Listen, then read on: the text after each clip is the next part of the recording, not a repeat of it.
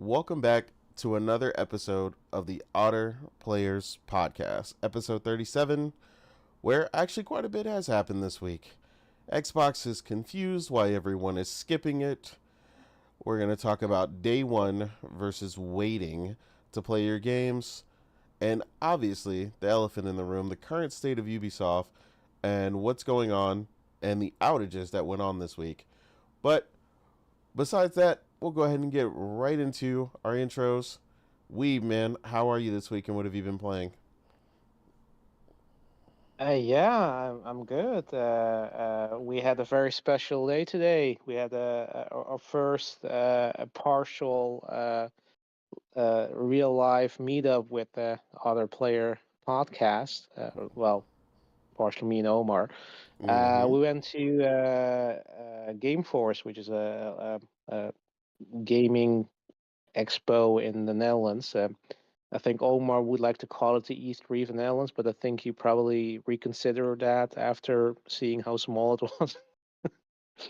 but um, but yeah, I mean, it was a fun day. We played some games, saw a lot of cosplay, a lot of shops, and yeah, had a good time. And yeah, in terms of games played, yeah, if it had asked me before today, I could have just told you still Outlaws and Zelda.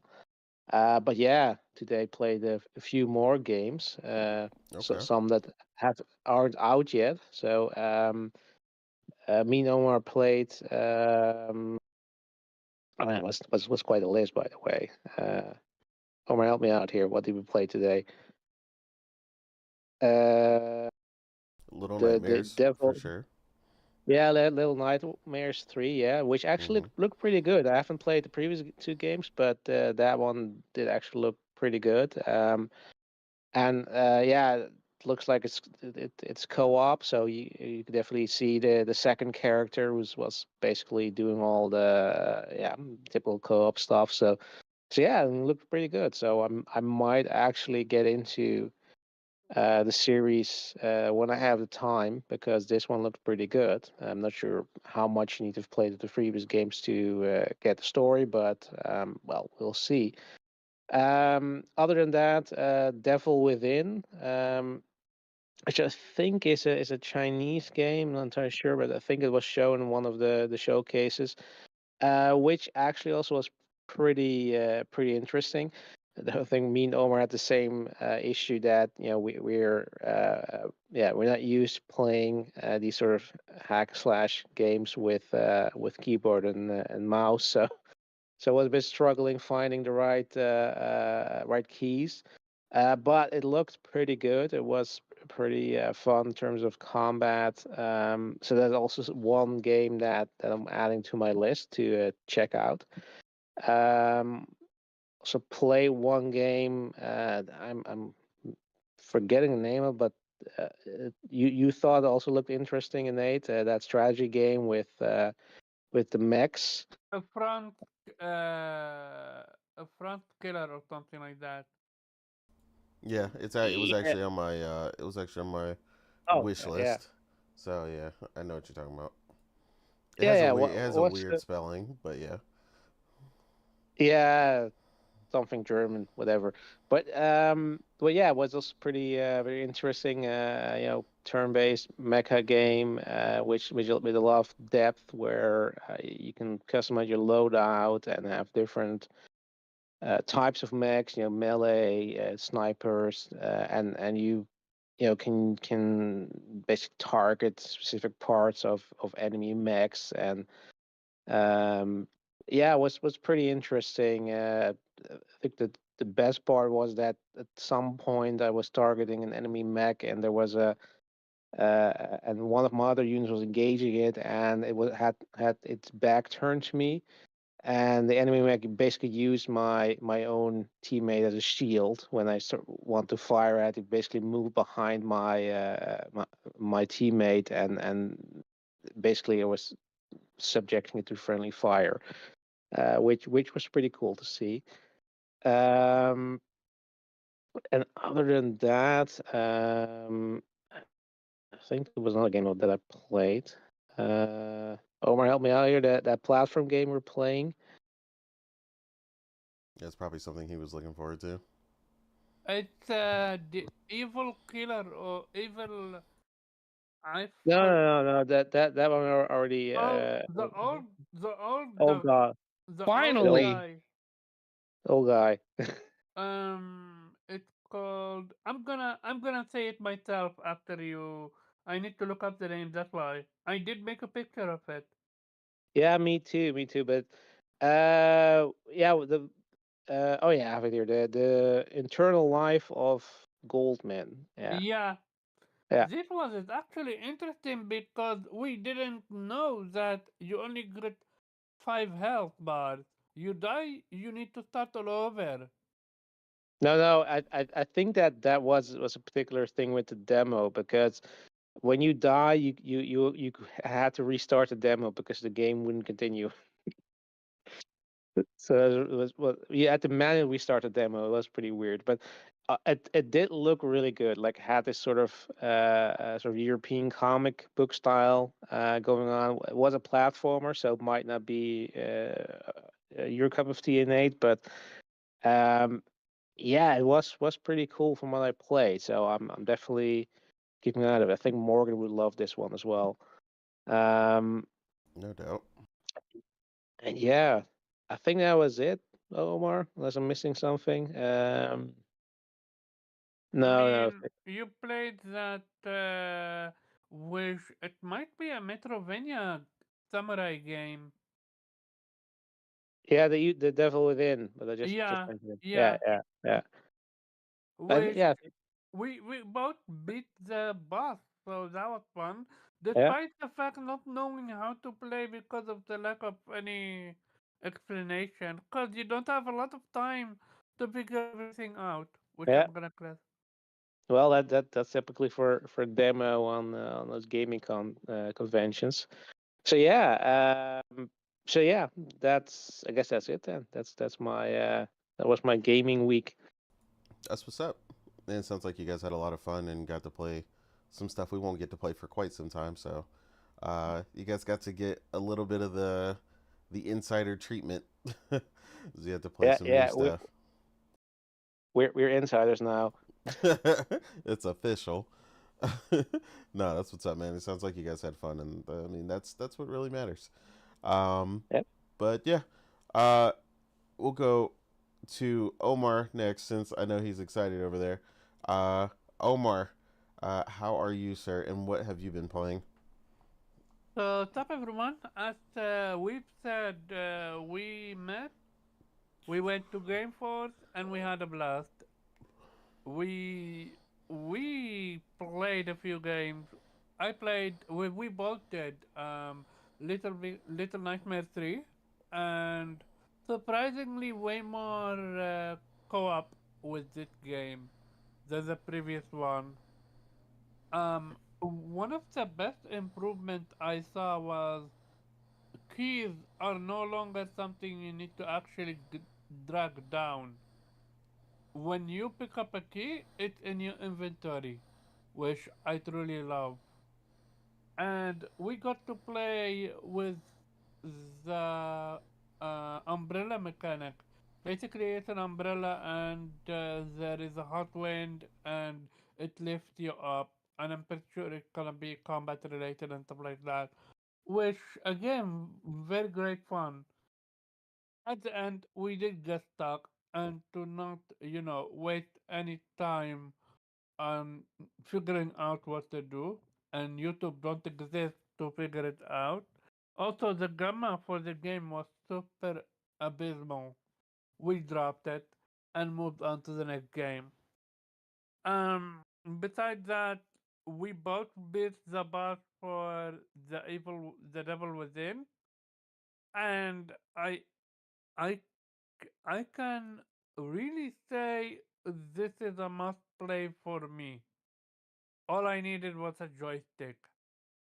Me and PC, I always, I am getting reminded why I am not a PC waiter race.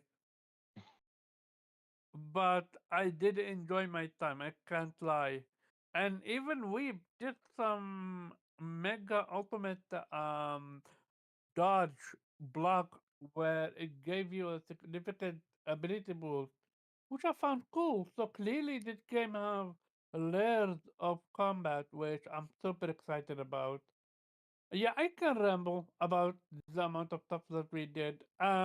We picked up a few. We didn't buy it, but we looked at a few swords. We looked at kunais for Naruto. We had a blast being Joker from Persona 5. Yeah, all by all, if you have the ability to go to a gaming show, go. Especially as a gamer, it's a nice way to just let loose and have a blast. Like, I don't know about you, Weeb, but I literally felt like a kid in a candy shop. I mean, you With you got to Yep. touch grass. I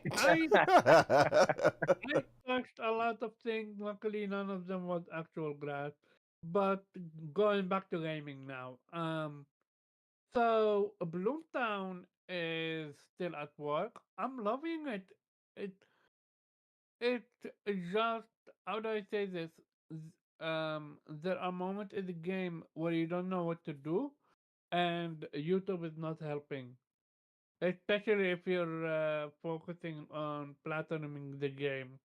Which I, at this point, I'm just gonna drop that. I'm just gonna beat the game and keep it moving because I don't know what to do. And if I don't do it, I'm locked out of the platinum. It's that much of a game. Once you are done with an area and beat it boss, you don't even have access to it anymore, which is a bummer. But I can't stress this enough. It's an amazing game. I'm having a blast with it. Get it. After it, I started just for the shit and giggle literally last night a game called Children of Mana. This game I played long time ago on my laptop, but I never beaten. It's basically a roguelike, but it's done so well because of its storytelling. You have an old grandmother that it's playing basically there is evil happening, and you are a group of one family and a quite large family, and every single one of you have their own specialty. Like for example, the father is a swordsman and a shield. The daughter is the um a bow lady. And then the brother is some type of a rogue, like two knives. And I think the little kid get their own special ability. Also, it have DLC, so that's another thing that you can uh, upgrade your enjoyment with it. I do recommend it. It's in Game Pass, I think, and it's also on PlayStation Plus. So pick it up if you're interested. But yeah, very not light, but like very limited when it comes to the gaming part. I've been gaming just two games at once, finishing them, preparing myself before the eventually juggernaut that's called Metaphor. That's about it, folks. Good. Again, sounds like you're playing a lot, which is par for the course. If anybody's listened to the show before, you're always playing a bunch of games, so that's usually how it goes. But again, it sounds like you're playing a lot of good stuff. So, uh, and on to the girl who's been playing nothing but fire lately. You know, being spoiled over here, getting all this JRPG goodness. Morgan, how are you, ma'am, and what have you been playing? Yeah, I'm good. I'm good. Um, yeah, like Nate says, well, before I get into that, I'm glad you guys had fun at the gaming event. Sounds like it was a good time. I hope everything you played was worth it, and hopefully you guys can make some recommendations on what we should be looking forward to. But yeah, as far as me though, I've been playing just JRPGs and loving it. First off, I've been still playing Bloomtown, A Different Story. Like I said last week, it's essentially Persona 5, right? Yeah. But at a top down, 2D style. And I'm really enjoying it, really liking it. About to be on the second boss. It's really good. The story, the gameplay, the characters are very intriguing. And it's just one of those games, where you didn't where something where you didn't know that it existed and just came out of nowhere and you're just really liking it. That's just the experience I'm having right now with Bloomtown. And yeah, I have no complaints about it thus far. Really good turn-based JRPG if you're looking for something to play while the rest of the big games start coming out this fall. But I'm also just recently started the Metaphor demo a few days ago. As far as Metaphor goes, I am I'm already sold on it. Like I mean, I knew I would be. I'm a big Atlas fan. And it's just giving me that Atlas vibes, the Atlas touch. And it's just very streamlined, very that first of all, anybody that knows, Atlas games, they know the UI is always fire. And it's not it's there's no exception with this game. It's like the menu is just fantastic. Absolutely. The visuals, great, music is going ham. Yeah, like I'm not too far into it. I'm about I can't really say that. I've got like 10 hours into it thus far. So I've been putting some work into it, and I don't think I'm 10 what hours, not far. Okay, I see you, lady. I mean, yeah, and I have no idea where the demo really ends either, so I don't know if I'm close to the end or not. But Yeah, I don't know either because people are saying I've seen people say they put 25 hours in it. Yeah, I thought yeah, 25 hours, but are you grinding or just playing the game normally? I'm not really at a part where you can grind, Yeah, me so neither. I'm just playing the game normally. Because Mm-hmm. it's still kind of like the intro, so it's not really anywhere to grind essentially. Mm. But yeah, English dub or sub? I gotta know. I tried the sub first. It's really good. I just wanted to see what both of them sound like. I tried the sub, really good. Tried the dub, also really good. So I don't really know which one I'm gonna pick because I like them both. Ooh, they nailed it with both. Okay, I see. Yeah, at least to me, I've seen people saying, "Oh, the translation's wrong." Listen, I don't care. It's good, regardless of they didn't do this right or they're trying to that whole controversy. Like people are trying to cancel Metaphor for some reason because gaming, but I don't really care. It's really good to me. Um, it's doing what I like for Persona, but it's adding some more things, giving us some more options. Like now, where you were kind of locked to the abilities of whatever the Persona had in Persona 3, Persona 4, 5, whatever.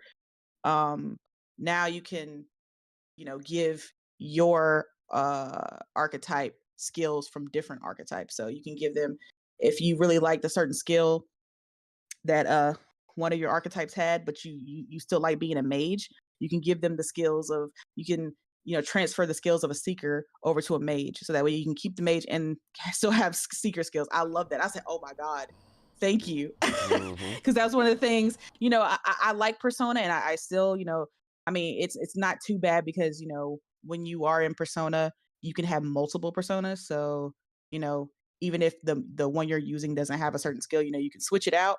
But Yeah. sometimes, in the midst of battle, especially if you've already used the persona, you can't switch it. If you're still on the same turn, you have to use whatever persona you picked until your next turn. So this way, you can still have an archetype and have different skills from other archetypes under yours. And I think that's really cool. I'm sure that was probably some feedback that people wanted from Persona, and they put that in there. So I really like that.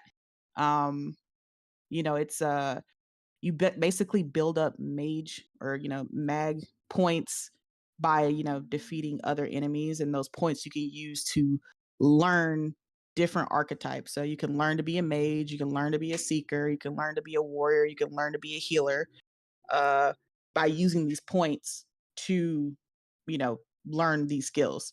And so you can switch out whichever ones you want. You can have your whole party can all be seekers, your whole party can all be mages, your whole party can be whatever. You can switch the party to whatever you want. So if you want this person to be a healer on the team, they can be a healer.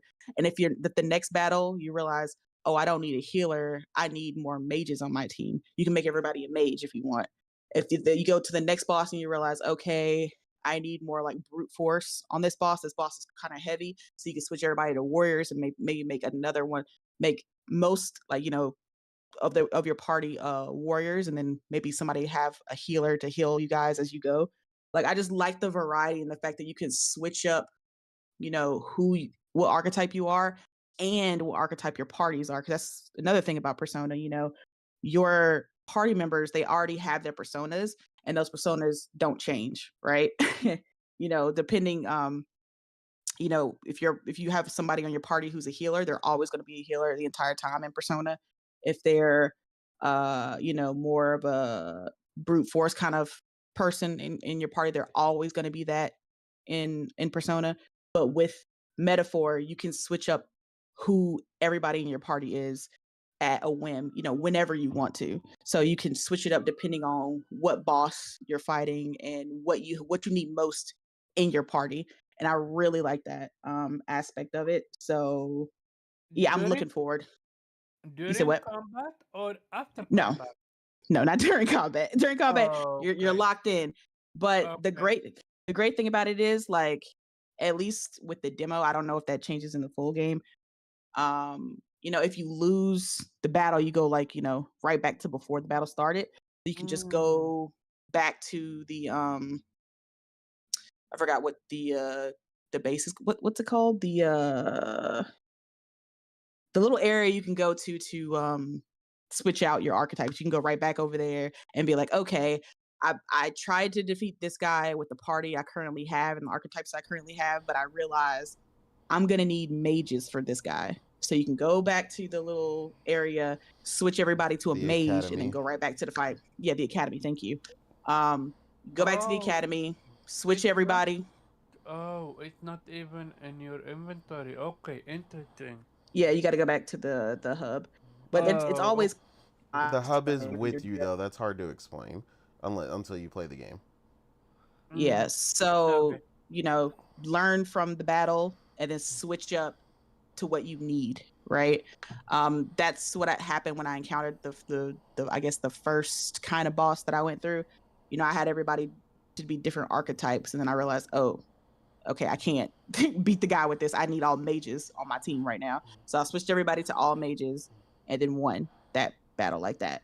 So I appreciate that, the diversity and the ability to switch to what you want in this game.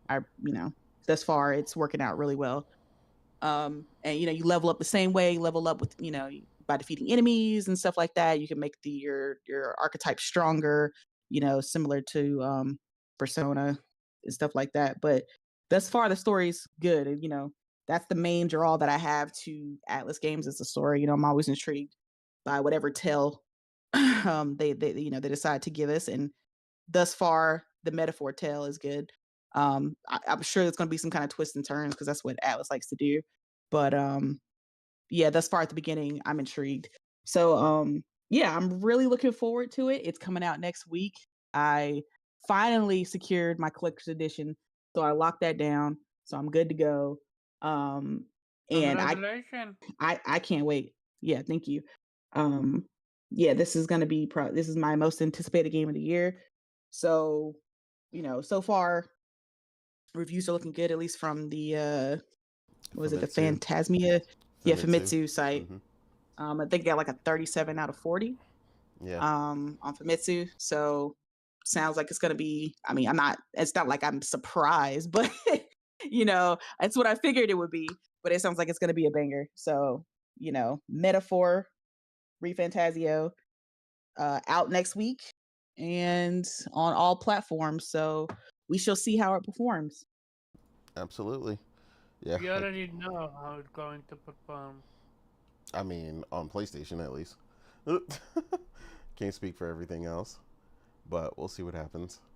But yeah, no, that's what's up. Again, like I said, I'm pretty much playing along the same thing, so I definitely get where you're coming from. I cannot wait. I'll be a day late on Metaphor since I'll be away from the house. But yeah, as soon as I get back, it's party time. But Nelson, I see you finally made it, sir. How are you, man? And what have you been playing? Yeah, my Discord got unlinked. I don't know what the hell happened. Yeah, That pissed me off. technical I had to redo it difficulties. like 4 times for it to start working again. It was making me pretty upset. I ain't got time for that shit, man. With kids, my wife's migraines and shit. I've been spending all week trying to get caught up so we got dishes and shit again. My wife spends all her man, time in working the dad. dark room. Yeah. Well, with my wife's migraine issues and shit, it's like, you know the way kids are if nobody's watching them? Like, they just be terrorizing this place, getting ready for their birthday parties and shit. Like, man, this is how I gotta spend all my time off. Absolutely. Like the next 3 Fridays, I got take care of the birthday party stuff. So I'm gone the next. Like, I ain't got time for shit, man. Yeah. It's sad. Being a parent's rough. Life of a parent. Yeah, it's I rough. feel for you. So, like Friday, that's like one of the 2 days I get to actually sit down and play some games, and I gotta be gone till like 10 o'clock at night. The next fucking 3 Fridays, like yay. But it is what it is. Oh, what have you been managed to play anything, or has it just been parenting? Space Marine 2. Okay, so you did get to play something. Yeah, How are you enjoying that? I like it a lot. I don't know when the hell I'm gonna get around to doing the online and all that stuff, but I've been co-oping it, hoping to finish it by next weekend. But how much time am I gonna get to play next weekend? I don't know. Okay. And deer hunting rolls around right after. I got both my kids' birthdays and anniversaries this month, and then deer hunting after that. It's like, man, I ain't never gonna be home. That's what's up. Yeah, well, busy. Holiday season. I might be taking the day off just to get my pro because that shit might come. That shit comes a day late. I'm gonna get it. Yeah, no, you definitely got to be ready for that. So I know. Yeah. I'm sure I got to sign for it, so I might be taking that day off too. Yeah, you most likely will have to sign for it. So yeah, I would definitely take the day off if you can for that. Yeah. Yep. It is what it is. Indeed. As for me, I also did finally get to play some Space Marines. So I was playing co-op with Priscilla and one of my longtime friends who jumped in. We got a decent ways through the campaign. Had a lot of fun. Slaughtered a lot of enemies. It's very straightforward. It's not complicated, but it's definitely fun. So we had a lot of fun with it. Do you get any new skills? I What haven't. what you get? I mean, I couldn't tell you that. I'm not far enough for all that. Oh, you're not far enough. Okay. Yeah, and it doesn't really seem to be a skill-based thing. So I mean, I again, like I said, it evolves as the story goes. I mean, you change equipment and you unlock different equipment that allows you to fight differently.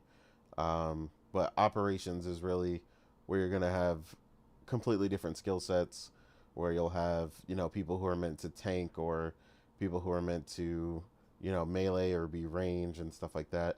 And I haven't got to that. You won't get to that until after the campaign. I mean, you can do it in between, but I don't want to stop the cadence of the campaign. So yeah, I just want to push through the campaign and finish the game because I know it's not super long. So I'm really focusing on that. And of course, I have also been playing Metaphor as well. Again, that demo has been phenomenal. I did notice something that I was pointing out to Morgan, that some of the skills in the game are still they still manage to sneak something pervasive throughout their games. Like this is something like Atlas seems to really like to do. But they some of the name of the skills are from Persona and like SMT. So not all of them. Some of them are Oh, Shin definitely Megami Tensei? new. Yes, some of them I are mean, new. was that not? Oh, okay, yeah, it's from Persona, but that's a different franchise. I see what you're saying.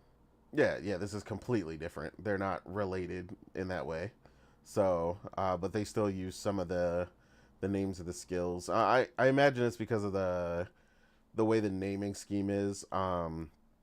If you look at what some of them actually mean, they figure there's no real other way to say it. It's kind of like the one thing a lot of people don't know as far as like skill naming or stuff like that in Japan. One of the things that, of course, people don't really know with Street Fighter or something like that, right? One of the things that's really famous is like the things that Ryu says when he's fighting. Um, like one of the Shoryuken? yeah, Tansatsuken, I think. well, yeah, but then you have Hyper uppercut. the the one that no one really knows what he says half the time, where he does the spinning kick, but it's actually like Konoha Senpuken. And someone was explaining it, and when you explain it, it just stands for like strong tornado spinning kick. Like so it actually means what he's doing. But like unless you speak like it's in Japanese. So you'd have to like really break down what he says. And the reason the girl explains why she knows what he's saying in the first place is because I guess in Japan she's explaining in the manual when they would get the name of the skills back when we got manuals, it explains what the phonetic pronunciation along with the name of the skill. So that's how a lot of people ended up finding out exactly what he was saying. So that's always a running joke about people not really knowing, like especially Americans not really knowing what a lot of the characters are saying in the game. But yeah, so like I said, a lot of that stuff I'm noticing is pervasive through it. But like I said, a lot of it is brand new.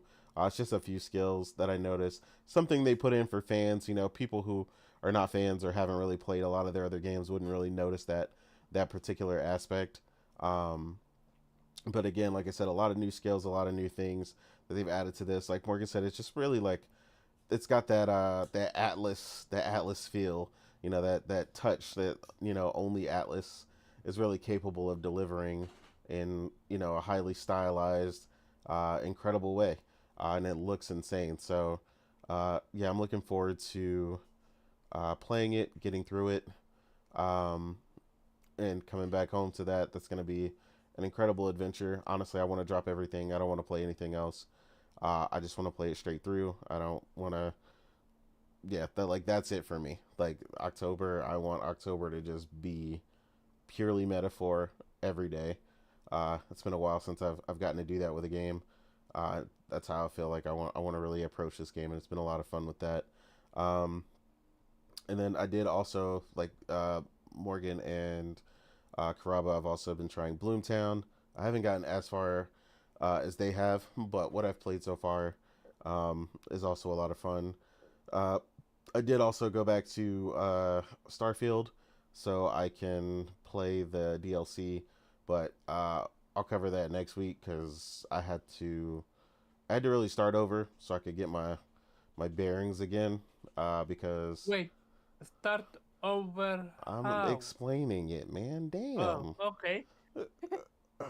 I had to start over because I wanted to, because where my DLC is, which is on Steam, where I bought the $100 edition of the game, I don't have the character that I wanted, so I wanted to build my character differently, and also rebuild my favorite ship that I built when I played it on Game Pass.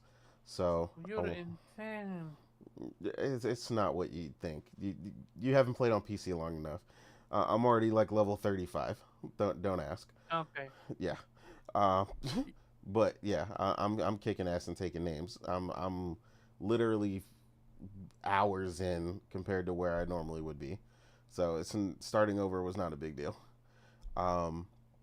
But yeah, like I said, I'm back to enjoying that. So, but I'll get to the DLC shortly. I know the DLC is around level 40 or 45, so I can see how good or bad the DLC is. It'll be interesting to see for myself. So this seems like a lot of people who did play or review the DLC played it on Xbox, and I know there's been quite a bit of performance issues. One person I know personally, so a lot of people being upset at people being upset for performance issues is a weird thing to me. Like people are like, I don't know. Some people have like a weird uh, thing for this game or whatever. I don't know, where they're just like, it can't be criticized, and if it's criticized, they feel like it's too harsh. And I'm like, I mean, a friend of mine, like I said, he was playing it on his Xbox, and it was stuttering like constantly. And I was like, dude, I'm not playing a game like that, especially not a game that is supposed to be, primarily in first person and extremely fluid. So yeah, they definitely got to iron out the performance issues. I don't know if it'll be the same for Because me, Bethesda but we'll bought see. them. Because Microsoft bought Bethesda. That's the only reason. If it's not for that, you bet your money they would have criticized it the way they did with 76. Like, I mean, they can potentially, keep it straight. but people seem to be so like they're overly sensitive about this one. So I mean, it is what it is. But once I play it myself, I'll give my honest opinion on it. So that's the only best way I know how. I always tell people, if you got access to it yourself, play it yourself and really see how you feel. But yeah, I think that's it for most of what I've been playing. So we'll go ahead and jump right into the first topic. So a fun one. Um, Earlier this week, it came out that Xbox is sending out surveys or questionnaires to developers to find out why they are choosing the PlayStation 5 over the Xbox or skipping it entirely. This is a pretty funny one because it's kind of pretty obvious, you would think, but apparently it's not obvious to Xbox, as they felt the need to ask.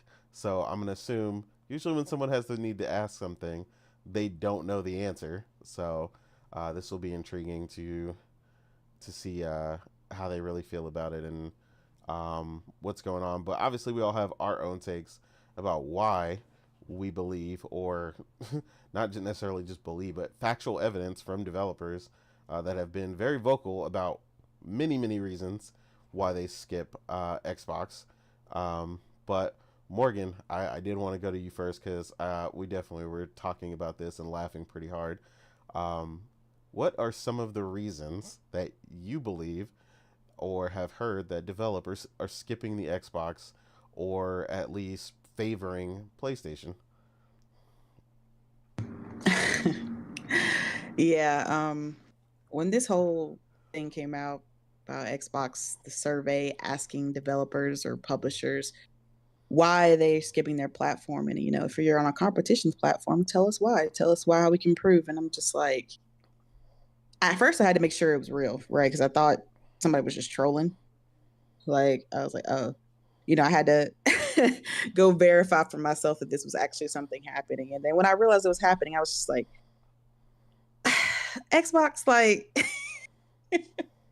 I can't with Xbox sometimes, because it's just like, as gamers like us in here and on the panel, we can see and we know why developers are skipping platforms. And we're PlayStation players primarily, but even Xbox players are aware of why the games skip their platforms, right?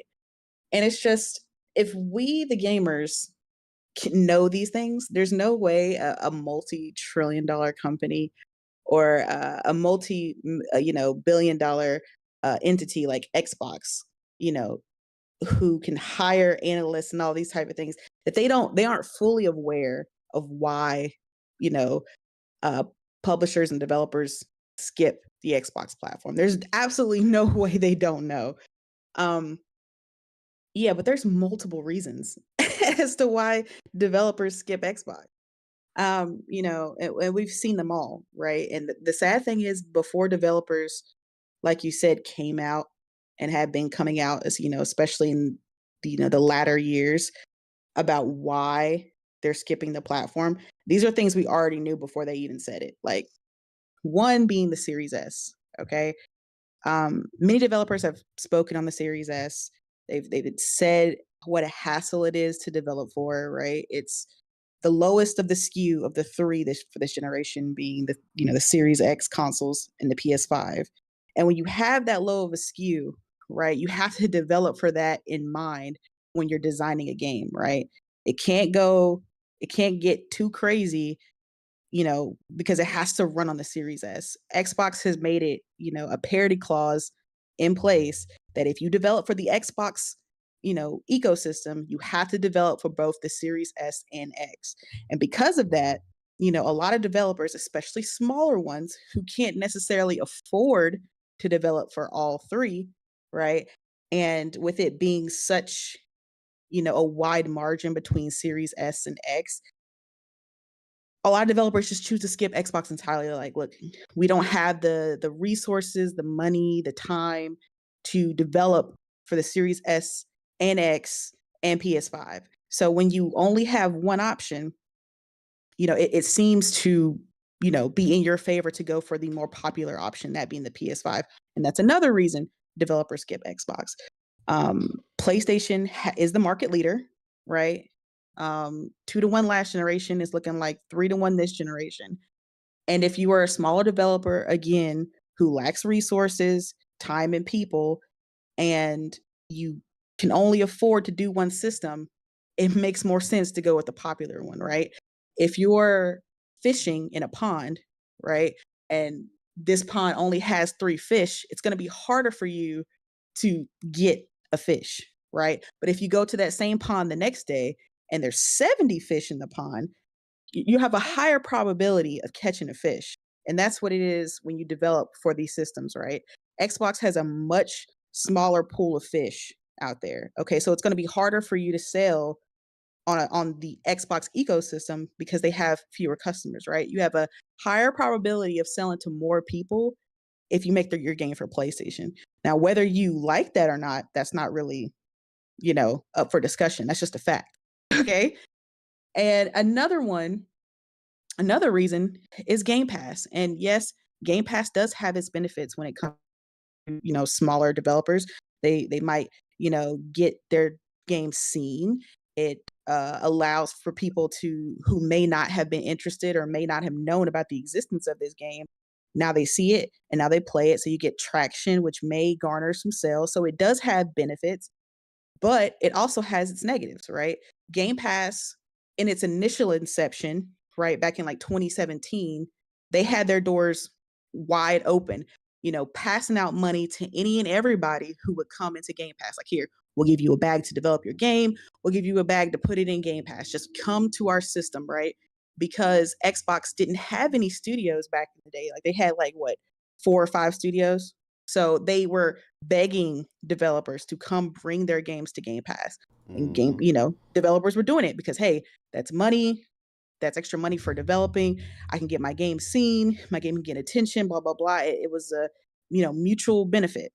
But now the Xbox owns 2 major publishers, right? Bethesda and Activision. They have more developers than they can handle. It seems like that anyway. It does seem like that. So now the does Game seem like that. Pass, so now the Game Pass doors are slowly closing, right? They don't need developers, and especially the smaller ones, the way they did back in the day. Back in the day, like I said, they didn't have that many studios, they didn't have that many games, so they were begging developers to come and put their games on Game Pass. But now they have a war chest full of developers and games, so that bag that they were used to spend on Game Pass has grown smaller, right? And developers have come out and say it's said, much. I've been trying to get a deal with. Yeah, they don't answer the goddamn phone no more. That's what they said. They said it's much harder to get on Game Pass now, right? You have to be like, the echelon of the echelon, to get into Game Pass. It's a very hard process They to get in there now. Why is it much harder now? I just explained it because they don't necessarily need. They don't.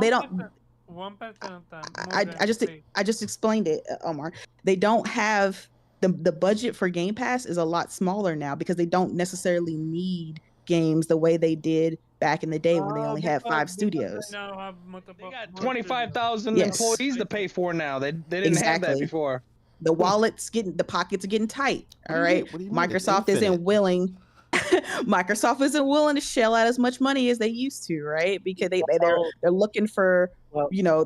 they're still spending like $1 billion a year.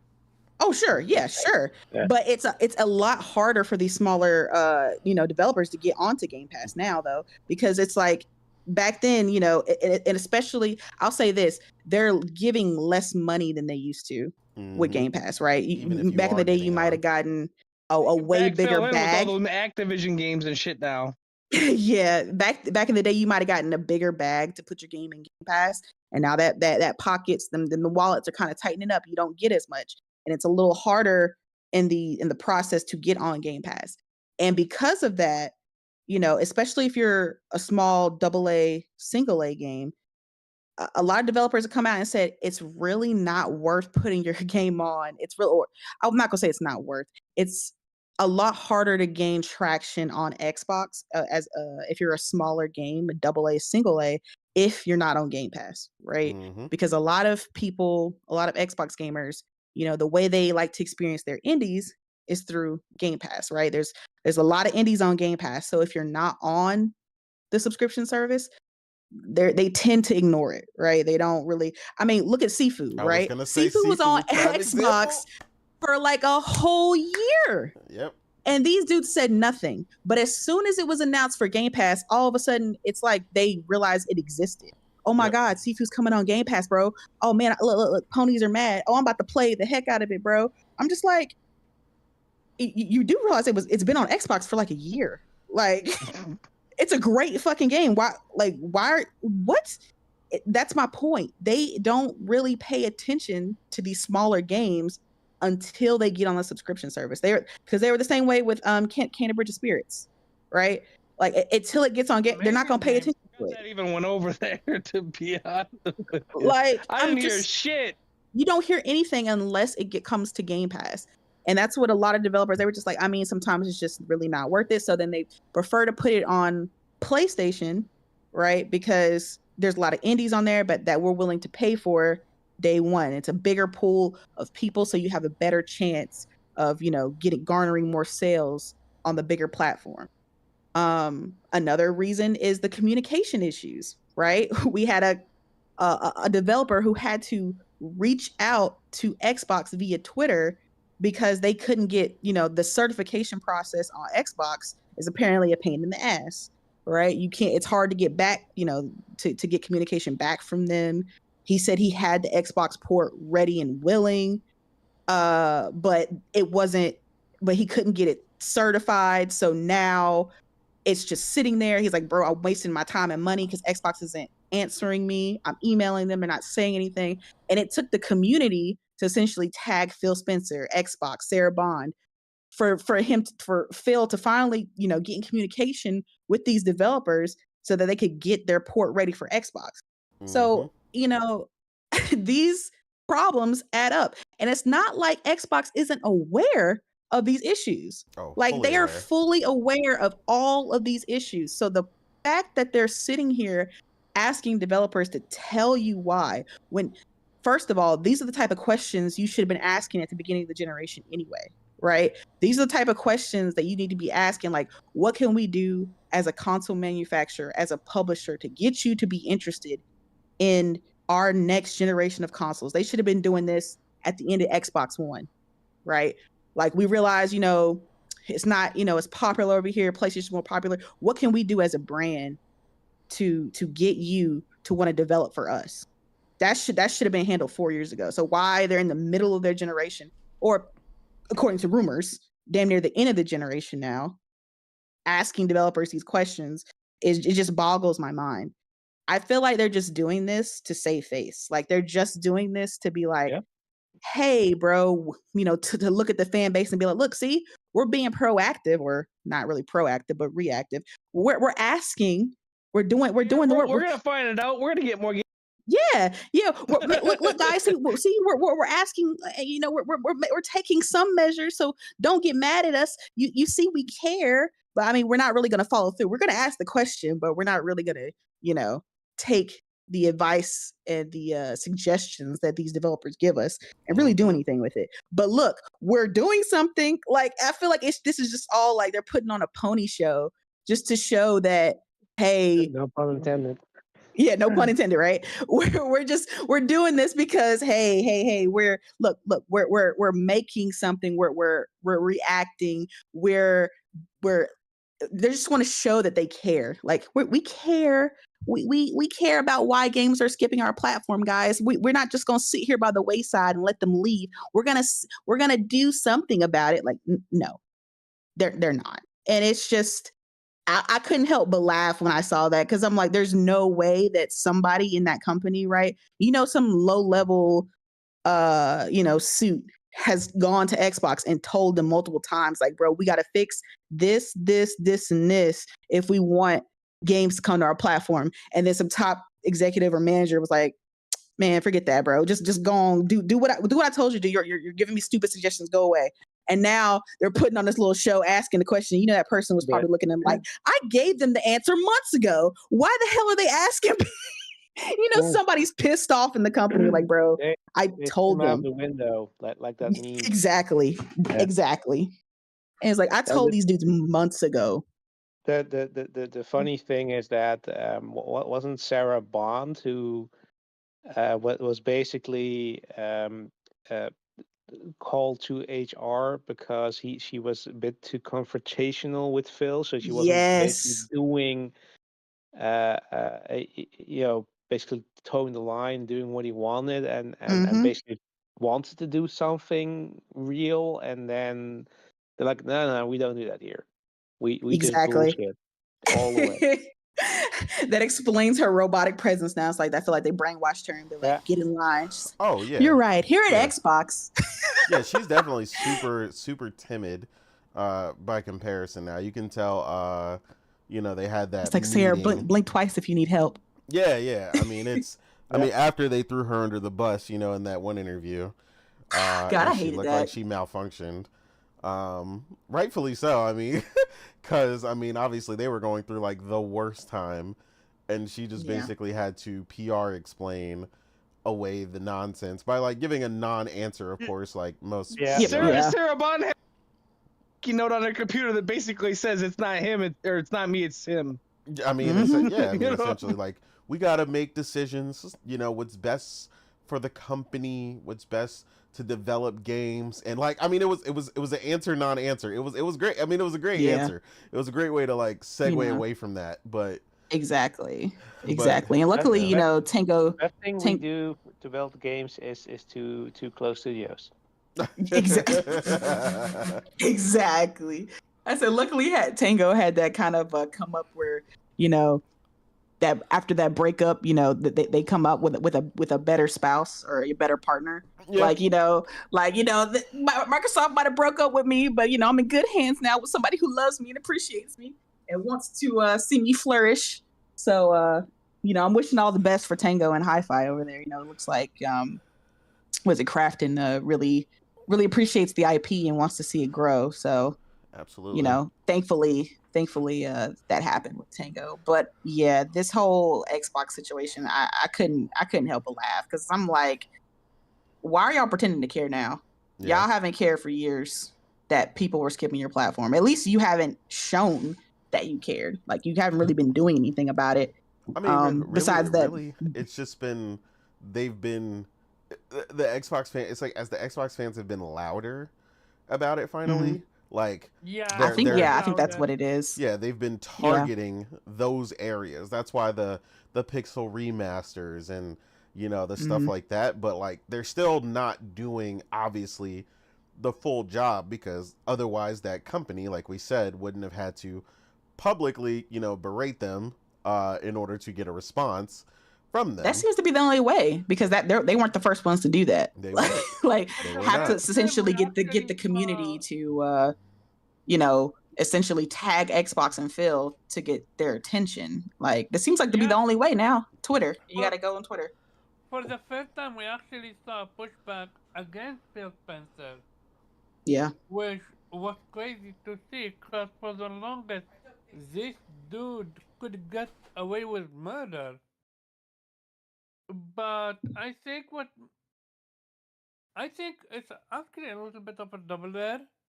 I think them putting their games on PlayStation broke them. Yeah, you talking about the fans? Yeah. Yeah. And I think because of that, now the fans are rebelling against the system that they used to be okay with. Remember, uh, I will never forget when Phil Spencer said, "You don't need to release a new game with a new hardware," and they ate that shit up. Yeah. They was Yeah. okay with that. Yeah. I mean, it's gonna really hurt their feelings, and we've seen it already happen.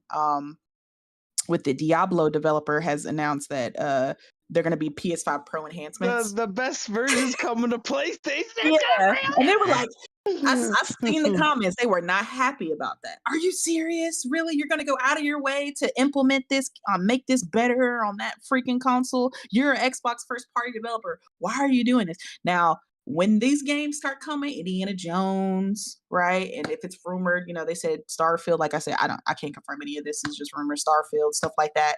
These games continue to come over and they make PS5 ports. I'm I'm telling you right now, like we're gonna see a lot of civil war once again breaking out with the Xbox community because they're just What gonna. can you do? I mean, at that point, they're You gonna have to go to PC and be like, "Well, I got a PC, so I'm not worried about it." Yeah, they're borderline fucked no matter what they do. This Yeah. this is why they've been showing us way different version of them, and now I'm talking about Xbox as a whole. They're getting not only getting games, they are showcasing games on their platform that you never ever imagined to see that on their platform. Remember when Phil Spencer said he doesn't want to be the PlayStation, the green version of the Yeah. blue? Yeah. He is I was like, now you should. literally the definition of the green version of the blue. This is why I'm excited for South of Midnight. This is why I'm excited for Clockwork. This is why I'm excited for a lot of other IPs. Because they're literally the green version of the blue. I mean, you're excited because those are new IPs that are Yeah, actually but Yeah. exclusive. We gotta. Hopefully, they'll be good. Yeah, I If was gonna that's yet to say be seen. that's their other issue, is roadmap looks also, real if you're giving glorious, but we gotta wait and we gotta see if they can actually Yeah, land. I've been because looking at that okay, I map for. get you. It's the landing that they always suck at. I get you.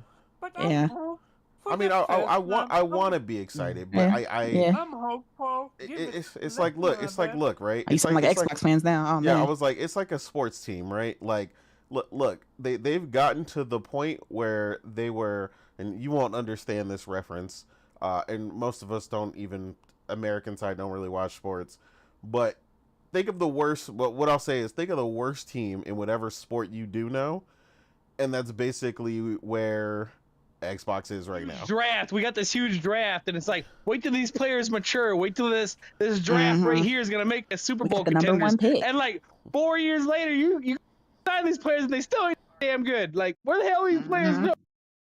Get MVP. Exactly. Exactly. Yeah. It's Yeah, just like Xbox. that. Go ahead. Go ahead. No. Yeah.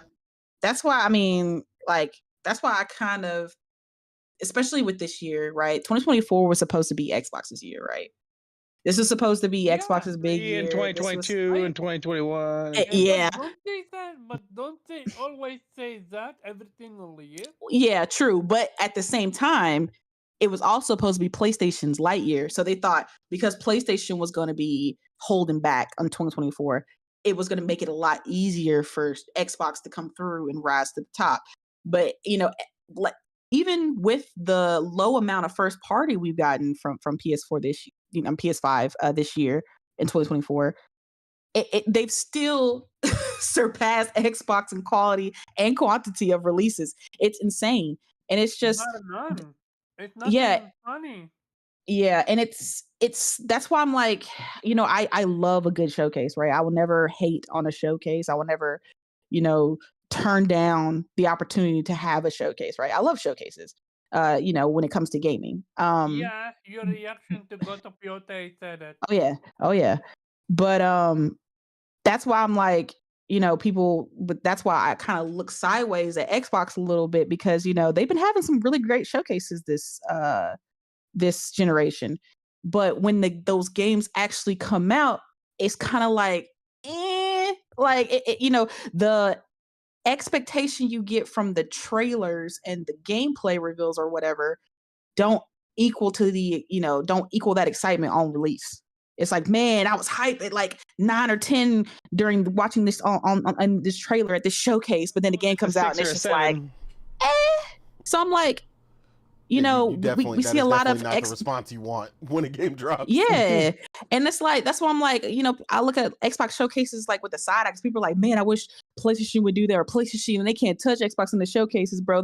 It's sad because but I'm like, but the end result is far better though. Even without PlayStation putting out these B showcases, the result, the games that come out are at least to me are far better in quality. So it's just like, yeah, you can do it all the fluff of a showcase. You can hype people up. You can, show the graphics and the lighting and, the crazy announcements, the world premieres. But all of that means nothing if the games aren't doing anything for you. Like if the games are coming out and it's just mid.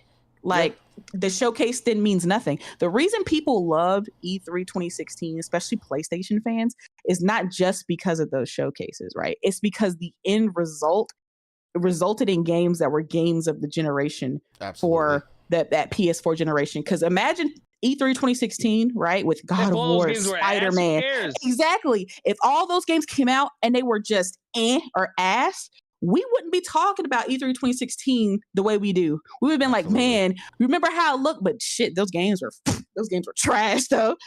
That trailer was so disappointing. It made me think it was gonna be this, but then the game came out and it was just so bad. We wouldn't have that love for those trailers in that E3 presentation the way we do if those games had not hit, right? Had not been as exciting, had not been as phenomenal as the trailer showed it was.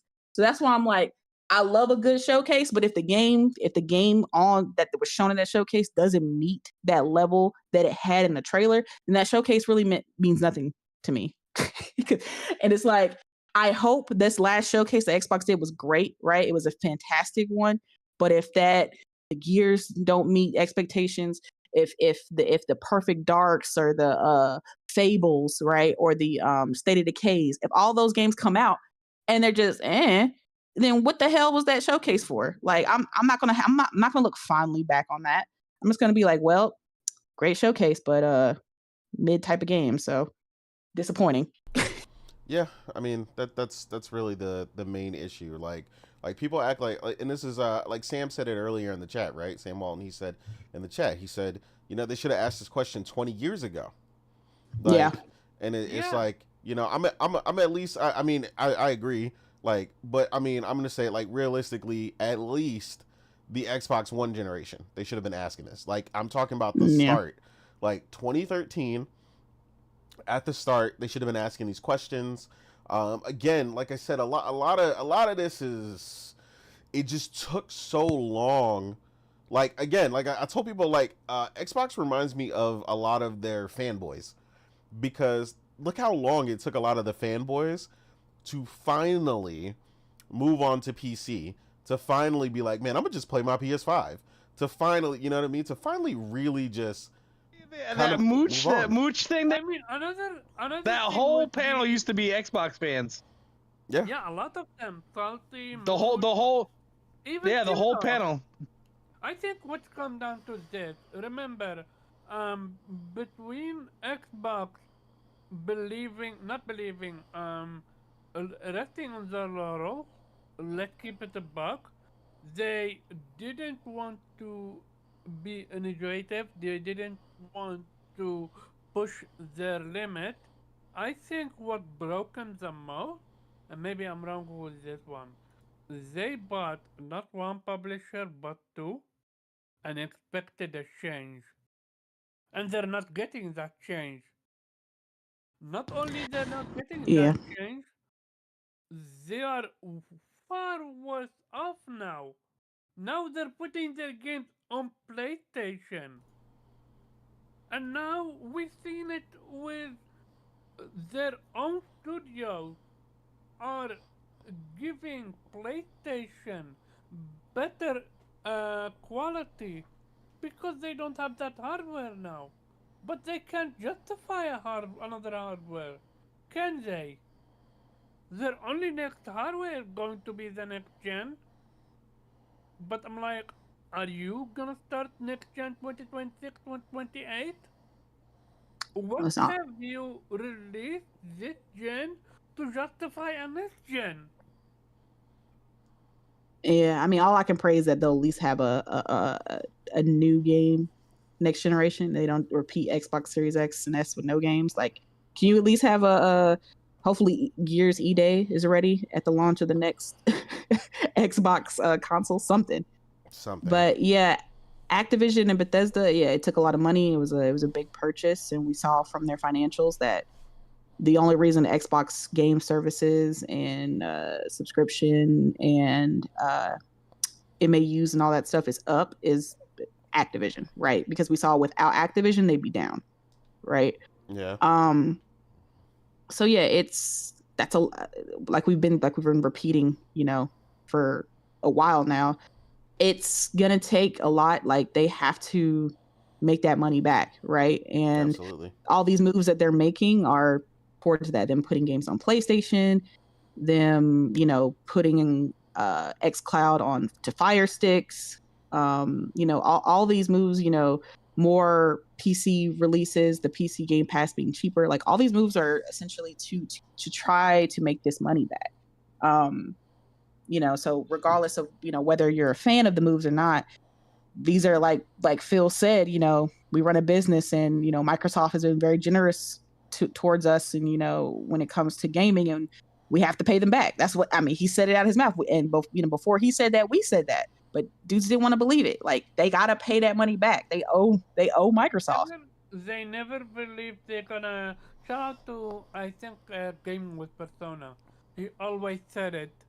At some point, that money that they put into Activision and Bethesda is gonna come out of your pocket, and they never Yeah. believed them. Well, it's not just you, right? Like these were the consequences that we warned Xbox fans about, but they were too gung ho about, oh, you guys are just PlayStation fans. You're just afraid of losing Call of Duty. I'm like, look, bro, I got a like $5,000 PC in front of me. I am not afraid of losing Call of Duty in my entire life, and I hadn't bought Call of Duty at that time in years. I did not care, and I'm like, if anything, Call of Duty was afraid of losing PlayStation's revenue stream. That's what they were afraid of. Like, make no mistake. Like, that's a very symbiotic relationship, something a lot of them don't understand. Like, you don't just abandon your highest revenue based platform. Like, they're just not going to do that. That's part of the reason they were bought.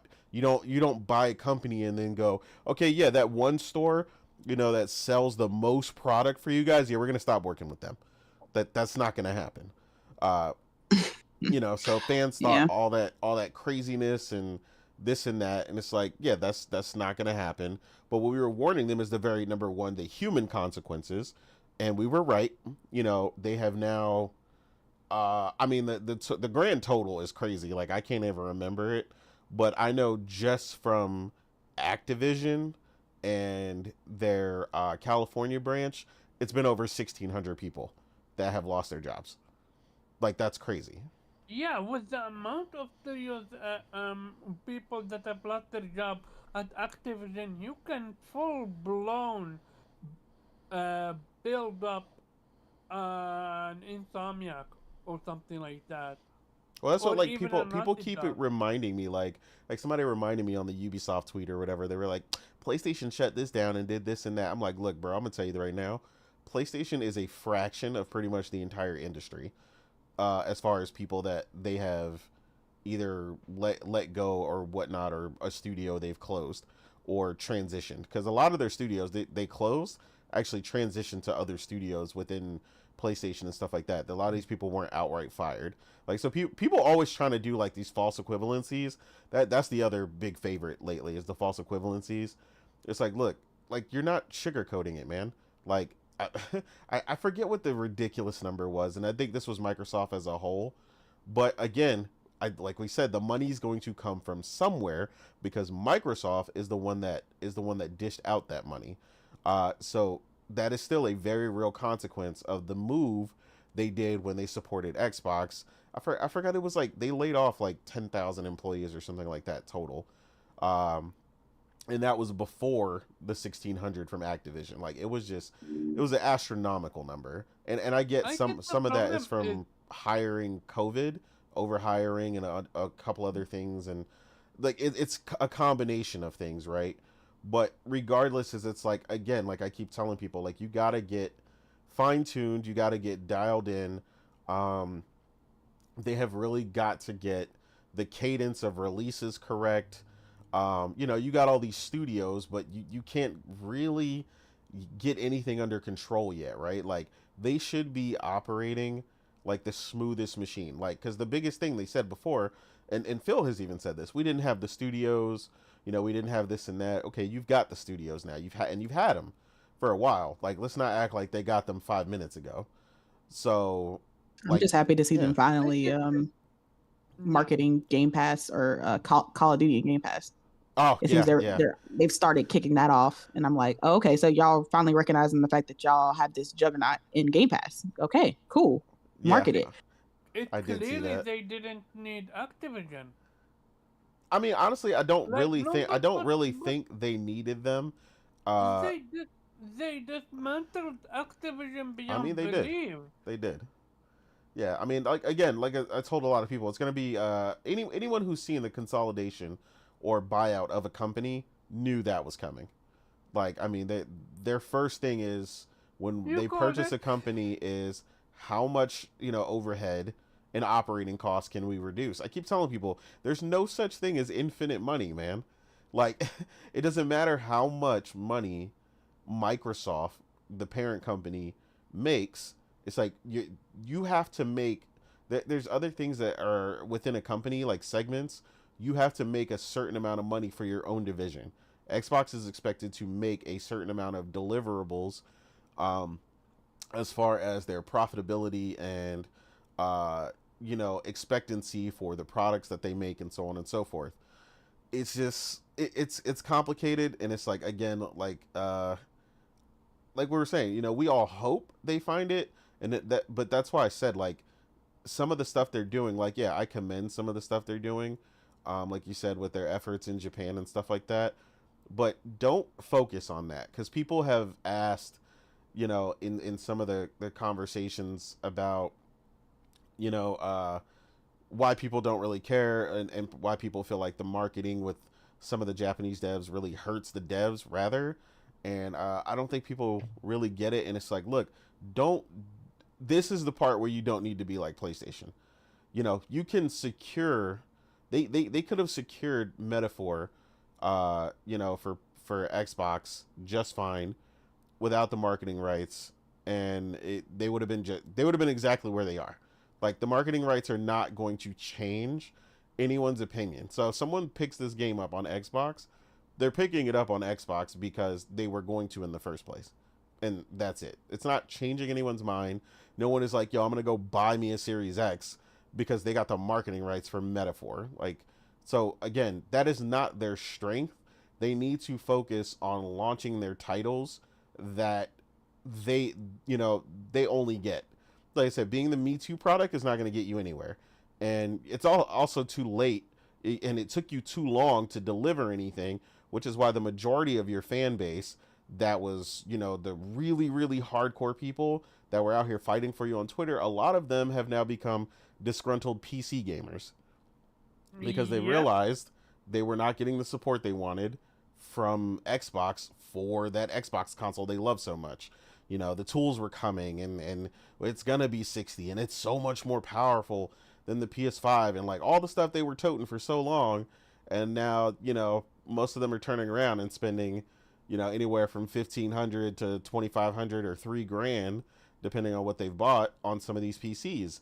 And it's like, look, the reality is y'all ultimately wanted to play some good games, and you guys are turning to other avenues to do that. And make no mistake, the majority of them also have PS5s, despite them trying to hide it or say, well, I only played it for Spider-Man, and then it's collecting dust or whatever, cute thing they want to say. But the reality is we know the truth. And it always comes out eventually because, when a company drops an undeniably good game, like eventually people stop fighting even like the fanboy level programming, and they're just like, I just had to say this game was amazing. Like it just I recently I know Nintendo fangirl account that I saw, and she was talking the most shit about PS5 and how she felt like it had no games and this and that, and then she was freaking out because Astrobot came out, which is another thing, right? People saying this was supposed to be a down year for PlayStation, and this, that, and the third, and they lack variety and all this, that, and the third. And I'm like, look, y'all severely underestimate PlayStation and the way they're out here fostering relationships and showing you how they can deliver a phenomenal exclusive year, even if it's not directly first party. I was like, all those things are direct results of the fostered relationships and help they've given a lot of these studios to secure games like Rise of the Ronin. Eventually, Phantom Blade Zero, and a lot of the other games that, we've gotten this year. I didn't even know that, I don't play this game in particular, but I know someone who said it was really fun. The Earth Defense Force 6 is a console exclusive for PlayStation, which I didn't even know. Yeah, I didn't even know that. I found that out recently. Yeah, a lot of people like that game. A lot of people love Earth Defense Force, so yeah. I know Poppy loved it, so yeah. there is that. But that's what I'm saying, right? Like, they've secured so many things. So then when I tune into certain shows and I hear people say, well, I feel like PlayStation lacks variety, and they're asking for stupid stuff. Like, somebody was like, they were like, do you think Parappa the Rapper would sell today? I told Morgan about this the other day, and I was like, are you serious? Are you asking that seriously? I have a question. Am I the only one that never knew that shit existed?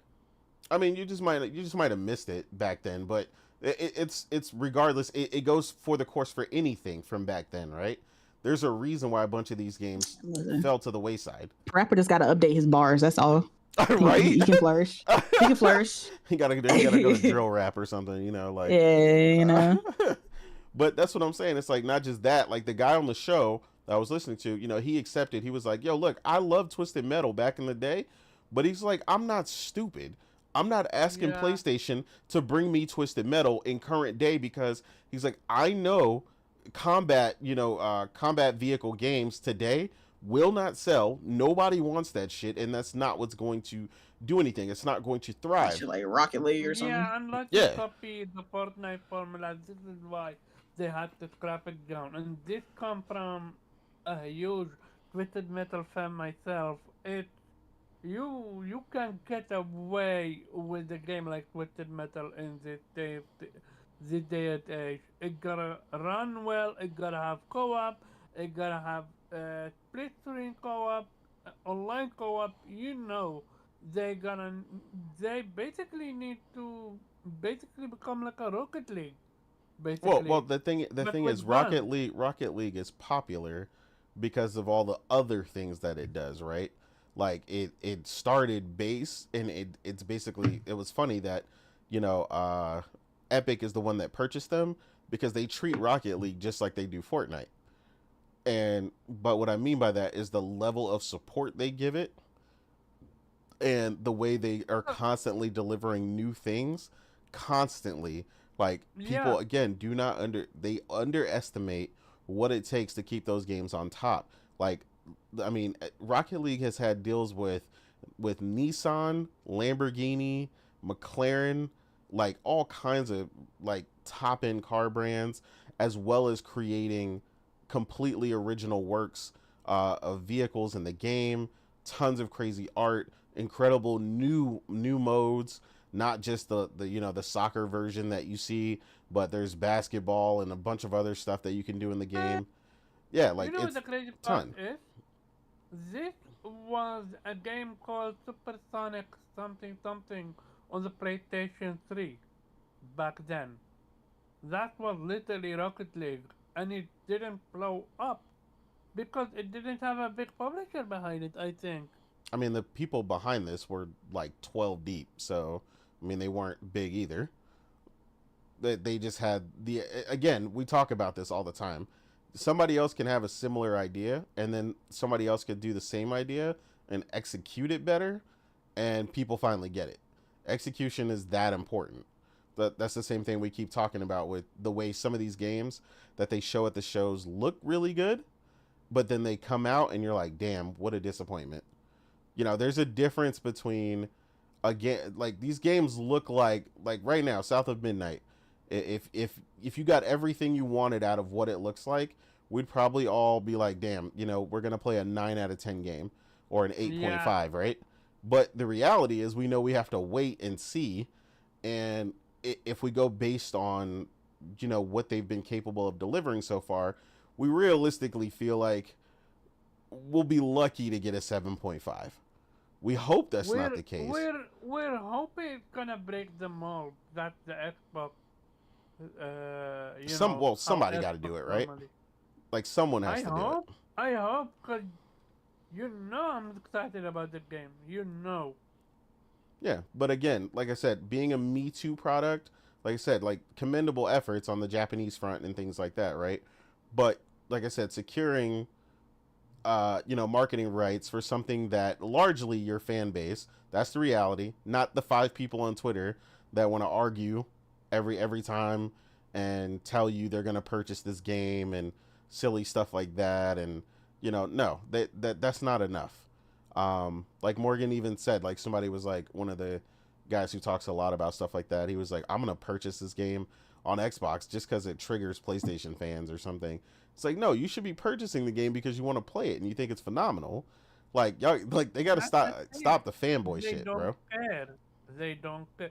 They care so much about console war. They don't like. This is why I don't believe most of these people, even gamers like that. Yeah, I mean a lot of them aren't. And RPG88 said it best in chat, right? And I will give Morgan this because she gives me crap about this all the time. She says a lot of times Android does something first, and then Apple does it better. I can't argue that on some things. Some things they have definitely taken and implemented better. They refined it or made it flow better. Or it was easy. It's easier to do, or it looks. The execution was just better in general. And like you said, first is rarely best. It's usually once somebody has a chance to refine it, and really get a hold of it and take advantage of it. But yeah, it is what it is. I think it's pretty obvious why they're skipping them. Like I said, Morgan said quite a bit of it. We all kind of chimed in on it.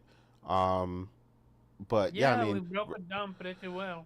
Yeah, realistically, at the end of the day, like I said, if you were, think about it. I tell people, think about it. If you were delivering a game, like Morgan said, and you were a smaller dev, you had limited resources, and you could deliver on one platform, I'm delivering on PlayStation all day. Like the buying power of that system is completely different. Either PlayStation or Switch. Yeah, or the Switch. The reason I wouldn't do it on the Switch, making a little indie. Yeah, the reason I wouldn't do it on Switch right now is because they're on the way out. Like, so I would probably wait for the Switch 2 and deliver it then, but... You already know they're working on Switch 2 is already have games for it at work. Yeah, absolutely. But yeah, it is what it is, man. We'll see if they figure it out. Like I said, hopefully, going forward, we'll see if Xbox actually learns their lesson. Like Morgan said at one point, probably not. Like, we'll probably have to hear quite a bit more from teams and other people working with them to hear... some horror stories about working with them or trying to get their attention. But Don't worry. I Their have a next generation is going to be part PC, so they won't even have to worry about this anymore, right? Right. Also, another thing that I forgot to mention, and I don't think anyone else said it, they're treating their PC folk Game Pass wise far better than their own console division. Because they know they know No, That's but because nobody's one making thing games for the about no, console. but one thing no, about no, PC no, players though is no. you can't push them too far because they know what they want, and if you raise that price too high, PC players have no problem just unsubscribing from Game Pass, Absolutely. No, and that's my Your shit. a problem that Xbox doesn't want to have. Like they know the power of like PC. Once PC dudes are done with you, that's it. Like they're done. They stand by the shit they don't like. And if they tried to put that 20 a month on PC Game Pass, they wouldn't be having that. They all unsubscribe. So Xbox knows they can't push that market. They can't do what they do. And so the only way that they've realized they've kind of reached a precipice with the amount of console owners who are subscribing, right? They're not really selling consoles like that, and their Game Pass isn't really growing. And when a subscription service kind of reaches that precipice of they feel like they've gotten all the consumers they can, and we've seen this with other subscriptions like Netflix, Disney, Spotify, all these subscriptions. Once they feel like they've reached that number, that's when they start raising the price of the subscription, right? Because okay, we can't make more money by getting new customers, so the customers we have, we're going to start charging them more. And they know the console fan base, unlike the PC, they'll complain and they'll whine about the increase, but they're not going to unsubscribe. They're going to stay. They got to stay right there, and they're going to pay that $20 a month. My issue is this: they already answered their own question. It's What do you like mean? they're literally doing it themselves. You get it? Yeah. And yet they go out of like I had to sit to think about this one. What they're asking is literally what they're doing themselves. How can they? Yeah. This broke me. This genuinely broke me. Yeah, I mean, it is what it is. But yeah, Real I mean, quick, well, very like I quick. said, we'll see. Shout out to Abdullah. He's back. Long time no see. Yeah, the man's been working hard, so he finally was able to get back home and actually be able to be on his PC and get back to playing some games. So, PC waiter, right? I see. I see. yeah, yeah. But he's an actual happy PC gamer, unlike a lot of these other people So begging in the an streets. actual PC master race. Yeah, an actual Okay. PC. Yeah, Hey, I see. I yeah. see. But slowly hanging around me, sometimes he be tempted, to play some of the games day one. So maybe we'll get him one day. But but yeah, that is what it is. So another fun one that you brought up in particular, um, in the chat, that you wanted to have a discussion on, is day one games versus waiting to play your games. Uh, the benefits or detriments of one or the other, or both. Uh, what that actually means for the consumer, um, and your issues you have with one or the other. So, uh, since you mainly brought it up and you wanted to go over it, I'll let you start with your issues, that you stated that you had with it, so that everybody sees where you're coming from, Omar. Okay, so day one games versus waiting for a bit or quite a while to get a game. Basically, what I'm talking about Sync Callisto Protocol. We all played it day one. We enjoyed our time, but we all had these critiques, and all of us said the same thing. How the combat felt slow, the melee combat felt slow. How when you die, you had to see that death animation, and you couldn't skip it. How healing felt super slow and clunky. And what happened? We beat the game, we moved on from it, and they fixed it exponentially to the point where we now saw people playing it and they're like, what are you guys talking about? This is a great game. I mean, yeah, you're playing the upgraded version. The version that actually should have been the day one version. So, my question becomes, how can we improve? Besides the whole wait and buy your game day one, that's on you to decide what's the best for your option. My thing is developers genuinely need to invest in playtesters, and I'm talking significantly more. If we can see issue, the thing that's happening and call them out, how were they able to escape the game itself? Like clearly, and it's not like the thing that they fixed was something that is not needed or just cosmetic. No, it actually improved the gameplay significantly. And it frustrates me to see that happening with all the time. Not all of the time. Most of the time. Yes, and it brought up a great point that sometimes being a day one is actually way better than waiting later because your day one you're having a blast. Later they break it and you're screwed. We've been there. But most time than not, it's the opposite. It's if you're a day one person, you're mostly screwed. If a game doesn't come out well and polished, and it just shouldn't be that way. It frustrates me to no end because if someone like me can pinpoint it, and it's not like I'm being nitpicky. If I'm being nitpicky, fair point. But when the developers themselves fix it, that's how you know I'm not being nitpicky.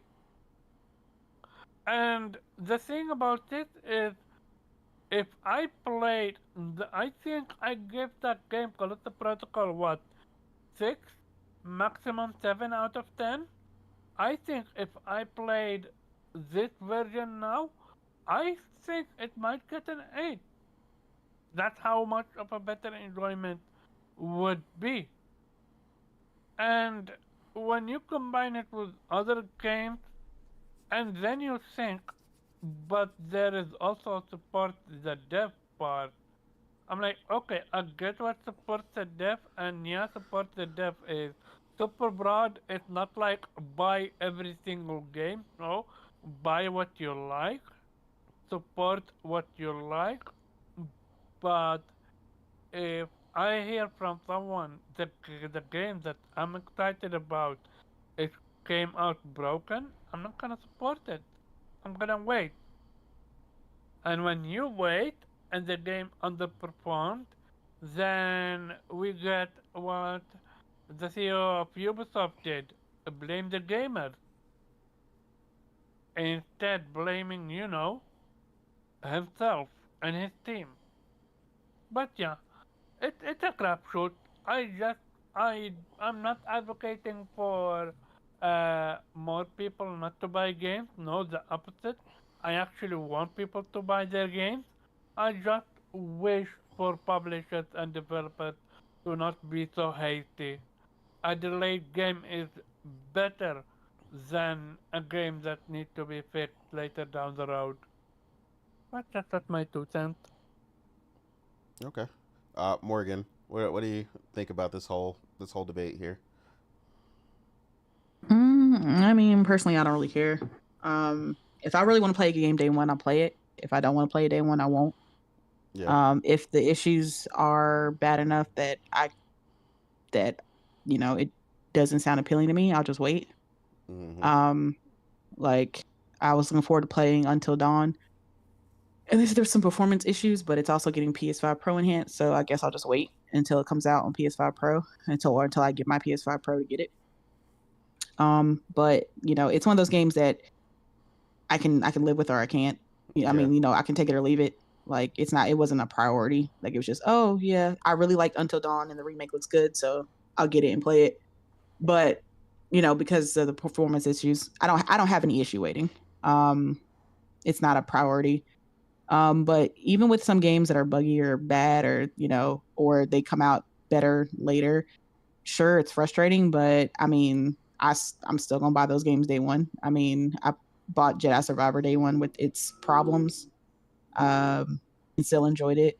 I bought Cyberpunk day one with all its issues, famously on console, and I still enjoyed it. I'm not trying to give like an out to developers, like, yeah, make a crappy game, I'll buy it anyway. But it's just me personally. Like if I want to buy a game day one, that's what I'm gonna do. Yeah. So this whole thing is the whole day one getting punished. Like, I mean, that's up to you. If you feel like you're getting punished, don't buy a game day one. Like, simple. Like, agreed. If that's your mindset, then don't get it day one. Don't play it day one. Wait. But people have so much FOMO that they can't control themselves, that they have no patience to wait for a game to get to the point where it's good enough for them. They would just rather play it day one and then complain, like, oh man, it's fucked up. I'm like, well, you knew it was and you still played it anyway. So why did you buy it when you saw all the reviews? You saw people saying how the frame rate was bad. You saw people saying how it wasn't working or it's doing this and that. And you bought it anyway and played it and then got mad. And I'm like, but why did just wait? You should have just waited a couple months when it was on sale, bought it then when it was fixed. So you could play it, in its best possible way day one for like half the price. If that's how you feel. Mm-hmm. So it's just like at the end of the day, you just have to be a gamer who knows yourself. And if you feel like a lot of these games aren't up to par, then don't fucking play them. Just wait. But again, like I said, motherfuckers want to be part of the conversation so bad that they're willing to play through bullshit that they don't like and then complain. And I'm just like, I feel like y'all doing this just so y'all can complain. Yeah, like, some people definitely feel that way. Yeah, I don't know. I'm just like, especially if you are aware, like if you weren't aware of the issues, then obviously, the issues are gonna, hit you sideways. You're like, oh my God, I didn't know it was gonna be this bad, right? Like I didn't know the game was broken. I didn't know it had performance issues. That's a whole nother thing. But if you knew ahead of time, like, if you were aware that Cyberpunk was broken at launch, right? If you didn't pre-order it, that is, and if you couldn't cancel it, and you bought it anyway, I that lets me know that you didn't care. You didn't care that it was broken. You were gonna play it. So why complain about it if you knew it was broken? Yeah. And you bought it anyway. Yeah, that's just how I feel about it. Like, but it is sad that a lot of these games come out the way they do. I mean, I don't really blame the developers. I blame more of the people in charge. They give them the strict, deadlines that we got to meet. We got to have this game released this year. We have to have it meet by this quarter in order to meet our financial goals. We have to have it released here. So, developers are forced to crunch and get it. Know it's not ready.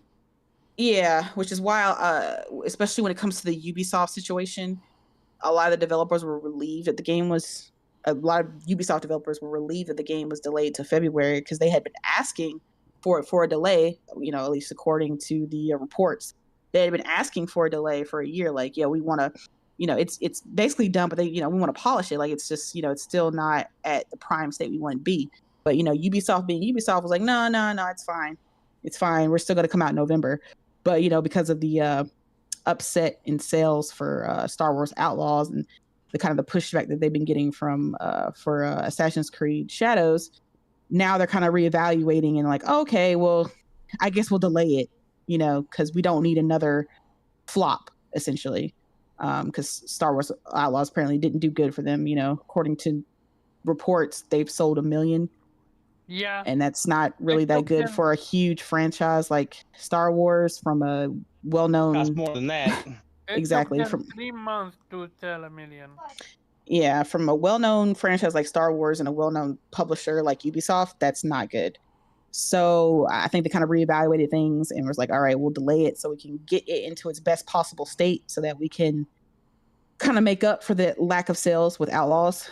And yeah, that like they say, a delay game is a lot better than a rushed one. So hopefully it'll be, you know, at a better state in February, if they don't delay it again. But yeah, I'm just when it comes to me personally, I know myself enough to know whether I can play a game day one or wait on it. And, I do the research ahead of time to, especially if the game it's about to know, I take the time to find out whether that game is stable or not, whether it has issues, whether it has bugs or performance is not good up to par, and then I'll make my decision there. Like, okay, I'm really looking forward to this, so I don't really care. I'll just push through it. Mhm. Or, I'll just wait for a sale, and by the time it's on sale, it'll probably be patched and fixed. Like, that's just kind of the mentality I go with when I'm buying games. Yeah, you gotta know yourself. Most like you said, most importantly, know yourself as a gamer. Which, Yeah. like I said, a lot of people definitely do struggle with on gaming Twitter, as we've seen people purchasing games only to be extremely disappointed. Not necessarily with performance issues or anything like that, but just the game in general. And it's like, okay, so you fell for the hype, that was going on with that game, Yeah. and you fell into a game that you knew you're typically not a fan of. So Yeah, yeah, I that's why I mean, don't happens let a lot. yeah, that's why I don't let Metacritic sway me. Like, especially if it's a game that I wasn't looking forward to, right? But all of a sudden it scores great, like an Elden Ring or a Street Fighter, right? Like, Yeah.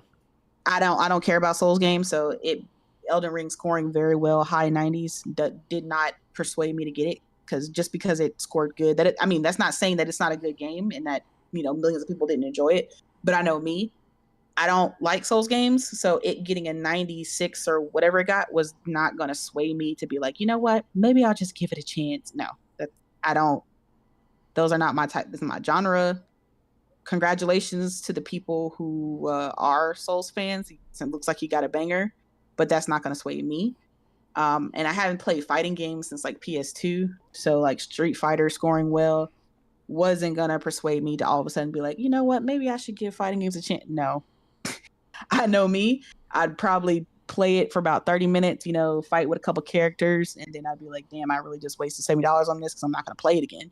Yep. I'm not a part, I don't care about the online community. I'm not, trying to fight, go online and fight strangers and shit. Like, that's just not me. Yeah, it's not me. So, yeah. And I see a lot of people falling for that. They are the people that will see a score and it's a genre that they don't really care about or a franchise they don't really care about, and they just get swooped into the hype.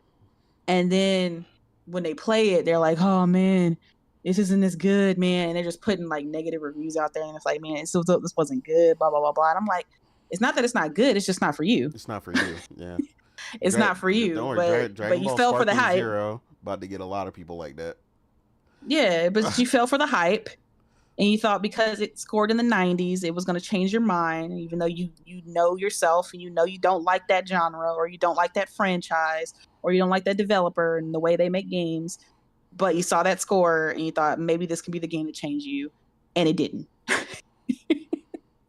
people you got to know yourself. Like, even if, like, especially with that, if you sincerely want to try it, maybe this will be the game that changes my mind. I would suggest for a game like that, wait for a sale. Like, if you're on the fence, or if it has like a demo, even better, right? Play that and see if you like that. Or if it's on Game Pass or something, try it there. Find other ways instead of paying full price for a game and then getting, gravely disappointed because it didn't change your mind. But Yeah. I agree. This is why I advocate for demos. Yeah, I mean, be careful. I mean, the only thing I tell publishers or developers with that, be careful with your demos, because it can have an adverse effect as well if you put out a demo that doesn't quite hit. I I feel like the safer bet, at least as far as the genres that we tend to like, is at least as far as RPGs go, is the one like Metaphor put out, and also uh, the Romancing Saga 2 remaster, where basically you just basically play the beginning of the game, and you get to transfer your save. I feel like that does especially well for RPGs, rather than you making a having to cut out a slice of a game or invent a portion of a game specifically for a demo. That seems to take up way too much time. Like, don't do that. Um, Yeah, Metaphor did it well. Even call it? A game that I recently just bought, Unicorn Overlord, did that as well. I'm not gonna play from the beginning. I'm just gonna continue my playthrough from my demo, which is very great. It saves you time. yeah, I mean, so I mean, the moral of that is just the way you need to know yourself as a gamer and what you're interested in. Developers need to know what their product is and how to market it accordingly. And that's a great way to do it, especially for games, like you said, like Unicorn Overlord and RPGs and things of the like, so that they're not spending an ample amount of time creating sections for no reason when they could just let you play the beginning of the game. And that was exactly what I did when I played Unicorn Overlord as well. Um, but yeah, it's just it's a weird one. But Weeb, I know that you frequently are a collector's edition man, and a couple other things. Uh, Personally, I feel like, I mean, before you go, like, I feel like you also are a prime example of a gamer that tends to know themselves and know what they want. I rarely see you disappointed. So how was your opinion on the whole waiting or playing day one? Well, at first I would say I think Omar is overstating a bit that that's like happening all the time. Mm-hmm. I'd say it's of course, it's very visible when it happens and people are I talking agree. about it, and it may seem like this is like a problem that happens all the time, but like if you compare it to the amount of games that drop every month, like I'd say it's not necessarily an issue. Like most games that I play fine day one. They don't need a patch. You don't need to wait until they're good. And the fact is, like most of the time, the games that where that happens are the games that either don't interest me or where I'm basically already sort of cautious. Like if it's a game that is by ex developers from franchise X, right, for company X, right, I'm generally somewhat skeptical because we all know what happened Might number 9, yeah, where the guy who basically did the marketing for Mega Man was sort of advertising, oh, the creator of Mega Man. No, he wasn't. Like, Yeah. and he made a game that completely flopped and wasn't Mighty the number one. 9. Yeah, yeah. So that's sort of a trigger for me where I say, okay, yeah, I'm gonna be cautious, and it also can also turn out very well at times, but in those cases, I'd say you'd be fine to wait. But the thing is, like, I'd say it's not necessarily the case that most games, at least games that I'm interested in, are broken day one and need to be fixed. Like, and the thing is, like you said, there's ample reasons to not wait. If obviously if it's multiplayer, you don't really have a choice because you don't know when the hype drops and you might miss out, or they're gonna nerf it and Mm-hmm. turn it into an unfun game. So with other games, you have that FOMO, but also, if it's a narrative-driven game, you will have a hard time dodging spoilers. You might indeed, indeed, being unable to participate in the conversation, like what we're doing. We're doing podcasts, and if it's a popular game, you might want to do a spoiler podcast. Yeah, I mean, okay, you can wait until the game goes on sale, but then you're gonna have a hard time sitting this one out. And the thing is, with games going on sale, you don't know if they will go on sale. Like this is also Very true. okay, Ubisoft, you know that they're gonna go on sale, but not every game does that. And if you have a Switch, you also know that. Like with the Switch, to me, it's like when there's a game on the Switch that um, I'm interested in playing, but even if I know I'm not gonna get onto that right away, I'll still buy it because I know there's very little reason for me to assume this game's gonna go on sale anytime soon. So it doesn't matter, right? Yeah. And the only reason why like with PlayStation, they have more frequent sales, so there's a better reason to hold off. But I only hold off with games that I not sure about. If they might be interesting, but I'm not sure if they're going to be good because they might turn out to be bad or not as good as I would hope, or it's not good enough basically to play day one. Or there are games that are that I know I'm not going to get around to right away, and again it depends because I just buy a lot of physical games, but for me physical games are cheaper than digital games because you pay full price at the PSN store, and I never pay full price for games. And the only games that I might wait on is like, for example, Stellar Blade is a game I haven't bought yet. I definitely want to play it at some point, but right now it's only available full price, so I don't really have any reason to get it day one because they're like if I can get it like at my usual price, I might buy it day one because these shops generally have like a much more limited supply. So if you wait too long, they might run out, and then you're forced to get it, at a major retailer who might still sell the full price. But when the game is only available full price, then there's no incentive, money wise, to get it early, and you could afford to wait unless you're somehow concerned that you're not gonna be able to get it. Some games like remember The Witcher 3 when that came out, like that was sold out everywhere. Yeah. So there was definitely a reason there to get that game as soon as possible if you didn't want to miss out. Um, but yeah, like I said, collector's editions are obviously a very good reason to get a game, day one because they will be sold out if you wait. You don't have a choice there.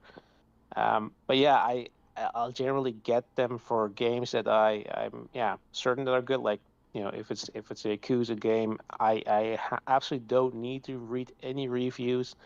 I know they're going to be good. I know they're going to be up my alley, so I don't care. Like, and if there's a collector's edition, I'll buy it. I don't mind. Like, I have that to me is a franchise that I consider myself a collector of because I think I've owned almost all copies of those games, even Japanese copies that I'll probably won't play anytime soon because I will have to play with a guy, whatever. But I I own them because I want to have that collection. So that's I guess a different reason, but it doesn't matter in that regard that um yeah I don't need to wait for a sale or whatever, right? Yeah. And it's yeah, and sometimes it's just nice collector's edition, and like I've bought collector's edition of games that were on sale, even though the game itself wasn't necessarily very good, but the collector's edition was really nice. Yeah. So it entirely depends. But like I said, like I think the problem is a bit overstated. I don't think it's that a prevalent issue. It's always a choice. You can always say, you know, I'll wait for it. But to me, like I don't necessarily have the problem that I need to wait for it. I have disposable income. I don't need to hold off on buying a game because I have to make choices. And yeah, sure. I'm not going to say that I necessarily have a healthy spending habit regarding games, because oftentimes I think you guys have the same. Like you finish a game and you buy 5 new games. Like Absolutely. your your backlog That will shit. your backlog will never ever deplete. Nope. And yeah, I mean that gamer life, right? That's just how it is.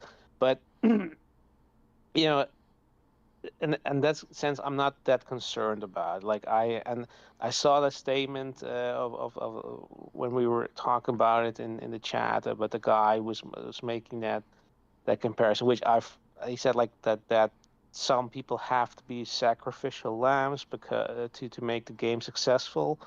But I'm like, yeah, it it's a very strange analogy, because it implies there is a minority that has to sacrifice themselves for the majority, Yeah. which isn't an apt analogy, because the majority of people will buy the game day one, and there will be a minority of gamers who will wait for it. And they might benefit, from a price drop or from a better gaming experience, or not. Like I said, like multiplayer, but also, for example, remember Kana? Kana had a glitch for the plat. The platinum. Yeah, if you bought early before the patch, you could get an easy plat.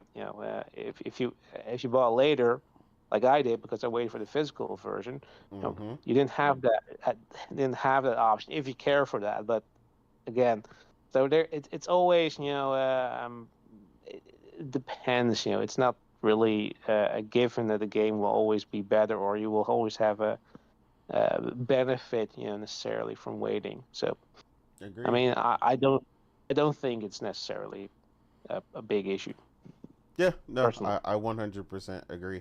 I think a way it could be a bigger issue for some people, like we said, is more of the story. Know yourself and do your research. Um, Mhm. there's too much information out here for us ahead of time, ahead of a game's release, stuff like that. And then if you're on the fence of something, you know when you need to wait. Um, Yeah, use I common sense. yeah, like you said, we all buy a pretty high amount of games. But at the same time, I've frequently told people I've skipped several games. Um, that particularly, um, me and Morgan were looking at Banishers of New Eden. Banishers. Yeah, Mhm. and I still think that game looks great, and it's probably going to end up being a Black Friday pickup. Um, and adding it to the Picking it up. collection. You said you are picking it up. Yeah, on Black Friday. Yeah, like I I mean, think it'll be it one looks of those good. $39.99 games or something. Yeah. I think it'll drop as low. I mean, because it came out early in the year, so I think we could see it as low as $24.99. I mean, I famously picked up some pretty expensive games, pre Black Friday, on like a Walmart sale where stuff. Honestly, I still haven't seen some of those games as cheap anymore, but a couple games for like $14.99. And I don't know why they were that cheap, but hey, look, like you can get lucky, man, if you really pay attention to some of these sales come the end of the year. And it's like, again, it's not that that game is bad. It's like you got to pick, choose, and refuse when you've got so many options. Came out in a fucking gaggle fuck of games. Like Yeah, there like was like 10 games in 2 months. Like who's gonna be able to do that? Yeah, exactly. I think there's just too many games. Yeah, It's just you gotta pick your shoes, which I agree with. yeah. And this is why I tell people it's important to know yourself because you'll know what's important to you, what you want to prioritize. Like I always tell people, JRPGs over everything for me. Like, Yep. like it doesn't matter Mm. what's coming out, is JRPGs all day. Like, the only other thing that even remotely competes in that realm is usually if PlayStation's releasing one of their high end games. So Or a tactical Mhm. game. yeah, exactly, like I SR, know you. but still SRPGs. You know what I mean? So RPGs, period. RPGs in general, but then except PlayStation games. Ghost of Tsushima, Death Stranding, that type of stuff. But high quality stuff. And then Mhm. in reverse, like I said, I know some people that are real big fighting game fans and so on and so forth. So they're going to pick up a ton of fighting games. Again, just know yourself and you won't really be as disappointed. That's why I said usually when I see a bunch of people disappointed or certain people who are constantly disappointed, I'm like, you must not really know yourself as a gamer, which is also really surprising to me when some of these people claim to have gamed since like NES and Atari. And I'm like, bro, you don't know yourself by now? Like, it's crazy to me that you have gamed that long. Like, that makes no sense to me. It's like, being alive for 30 plus years and not having an idea of what your favorite food might be, or at least some of your favorite what foods. I like. I don't know what I like. It's only been doing this 35 years. I don't know what I like yet. Exactly. What? Like, that makes no freaking sense. Like, but here's what it is. But yeah, like I said, I do agree with Weeb. I think it's overstated, like I said, because really it's just a matter of what you are picking up and who you're buying games from, and so on and so forth. And it's definitely very avoidable. Famously, like he did, Omar mentioned, Callisto Protocol, but I still enjoyed that game for what it was, right? I mean, I got the platinum, and that was another one where, like you said, I benefited from having it day one, because when I got to the end of the game, there was a way to trick the game where you could just switch it to hard mode and get the hard mode platinum. So, it prevented you I from having to didn't play the get game it. again. I had to do it manually. You did. Yeah, and to be fair, right, with all the bugs and glitches, you deserve that, right? You deserve to be able to cheese yourself to the platinum because you did it the hard way. Yep, exactly. Yeah. Yeah, and I'll tell Same people thing. like, yeah, I'll tell people that type of I stuff all did. the time. You did it. But that's also a thing you mentioned. Like even if the game might have issues at launch, like if you really enjoyed that Mm-hmm. type of game or the series or whatever, you'll look past that. You can live with that, right? You're like, Yep. if it's not fundamentally broken, you're gonna plow through it. You're gonna survive it. You're still gonna enjoy it. Like you might wait later on and maybe some of the bugs that you have to deal with or some of the glitches you have to tiptoe around to not trigger them, whatever, Yeah. right? They will be gone, but it doesn't matter. Like if you really think if you really like the game, you'll deal with that. Like Mm-hmm. it's worth the hassle to get through it, because you want to play this game day one. You don't care if it gets patched in later. You just want to play it. That's what you do. Absolutely. Yeah, like Morgan was telling me, Yeah. like famously, the game that crashed on her the most was definitely Cyberpunk. Cyberpunk, but she Yeah. saw through You love it. all of that Yeah. and was like, It man, crashed I on me really want to like play I think this. once an hour. Every time I got in the car and drove around the city, I think it was kind of like CPU heavy or whatever, and it just crashed like every hour. But I kept turning it back on. I didn't give a fuck. And like NPCs were Yeah. T-posing sometimes, bugs were happening. I did not care. Like I was enjoying the story. I was enjoying the action. I was just intrigued. I want to see where it was going. I've been waiting for this game for years. I was like, Mhm. I didn't give a crap. I was playing it anyway, of course. But the thing is, also, if you really love a game, you're gonna play it multiple times anyway. I played Cyberpunk multiple times. Like, Same. played it in the when it first came out, buggy glitchy. But by the time I did my third, fourth playthrough, it was good. The DLC came out and it was even better. The DLC was freaking phenomenal. Added so much gameplay elements that were added and benefited I mean, it was the like a base brand new game. game. It was freaking amazing. Now I want to play it again. Like I hope we get PS5 Pro support, but I doubt it because I think CD Projekt Red's kind of moving on to their next projects. I don't think they're really. I wouldn't put it past them though. For some reason, they just have a love to go back and update their games, because I think we're gonna get a Witcher one too, which is like they added shit to Witcher for like 4 years after the game came out, and it was free too. Yeah. So I will take those if they do that, bro. Yeah, give me an excuse to replay it for the 8th time. Absolutely. I'm gonna play that because I never played one.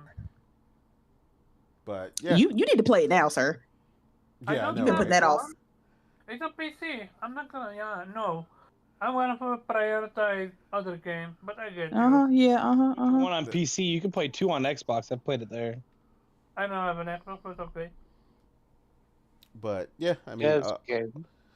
ultimately, like I said, you see the difference in how you can manage it appropriately, and it really just depends on what you like. I feel like you're more susceptible to this multiplayer wise, for sure, because I mean, multiplayer games can launch in a literal dumpster fire. Uh, Prime example, Rainbow Six Siege. The game launched to not much fanfare. Uh, the game was in trouble. Um, and then Ubisoft relaunched the game, and the game skyrocketed. And, everybody I knew that was a multiplayer gamer was playing it. They were trying it. They were into it. They were going crazy. They were having a ball. So, yeah, you can definitely resurge a lot of these games. But, yeah, you just never know how they're going to really launch. But if you pay attention, you'll at least be confident in knowing what you want to play day one and what to wait on. And that's really the important thing, is be an informed gamer. Don't be a fanboy. Uh, just buying stuff just because, it's from Xbox or stuff like that. Because, yeah, then you're going to be real bitter. I'm going to tell you that now. But, yeah, moving to our next topic, Ubisoft and the current state of what's going on there.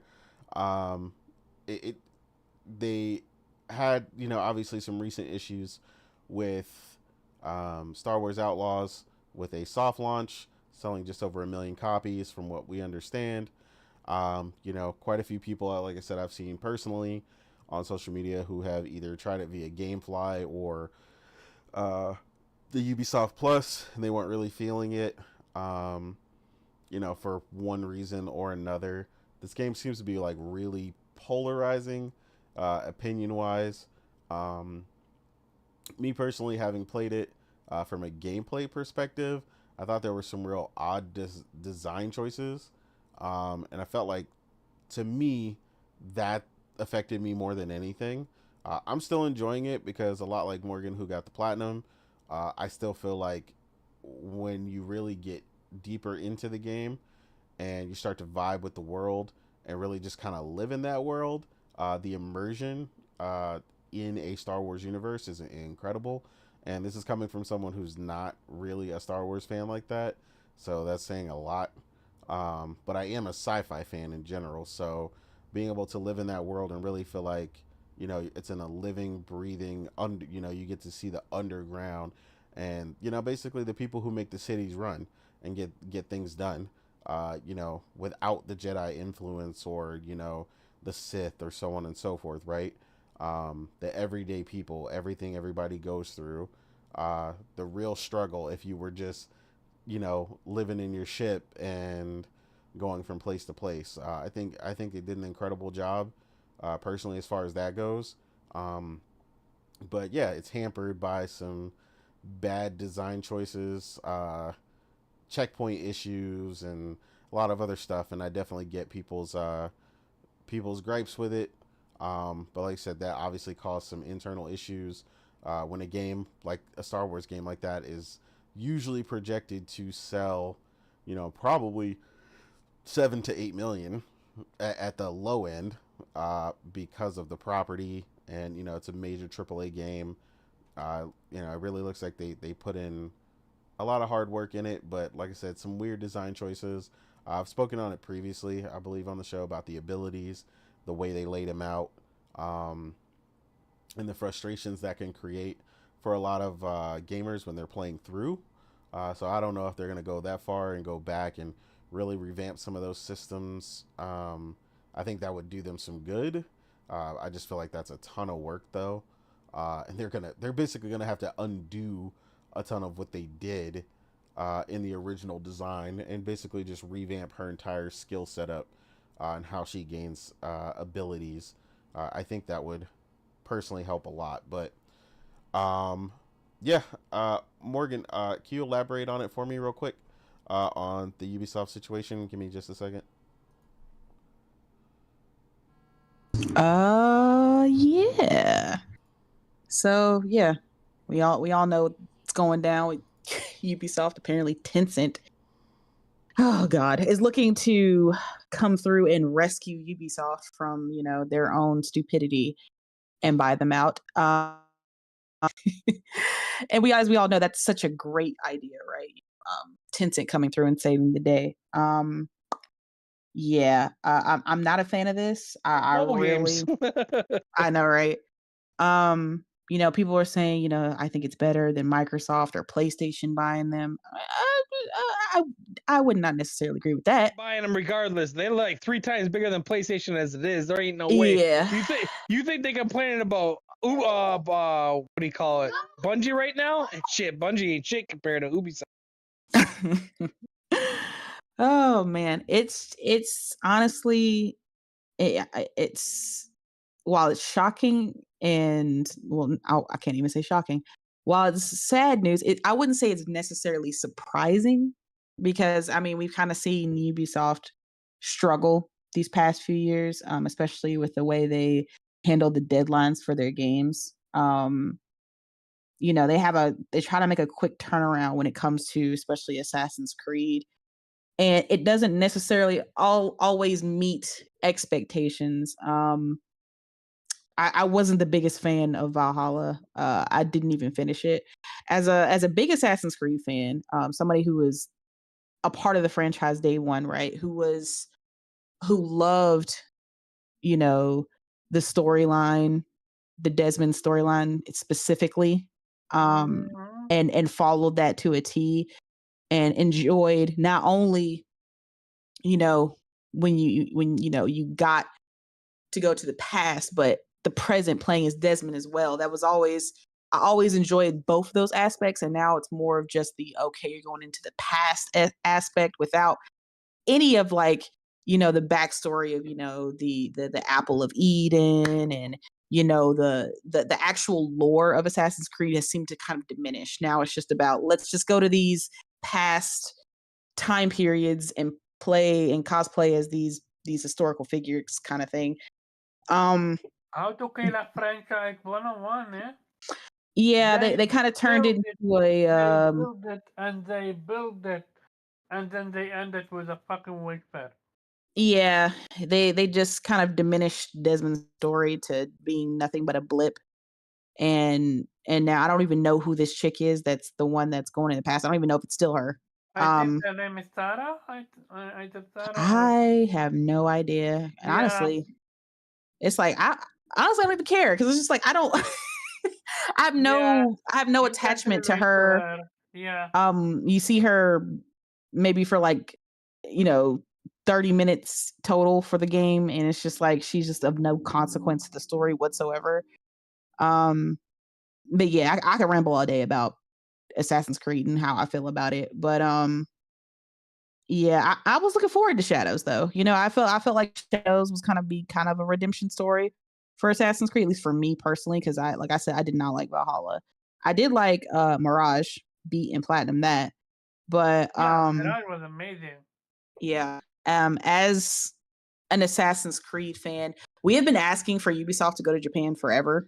Like, it only made sense because you're an assassin and people associate assassins most with like ninjas, right?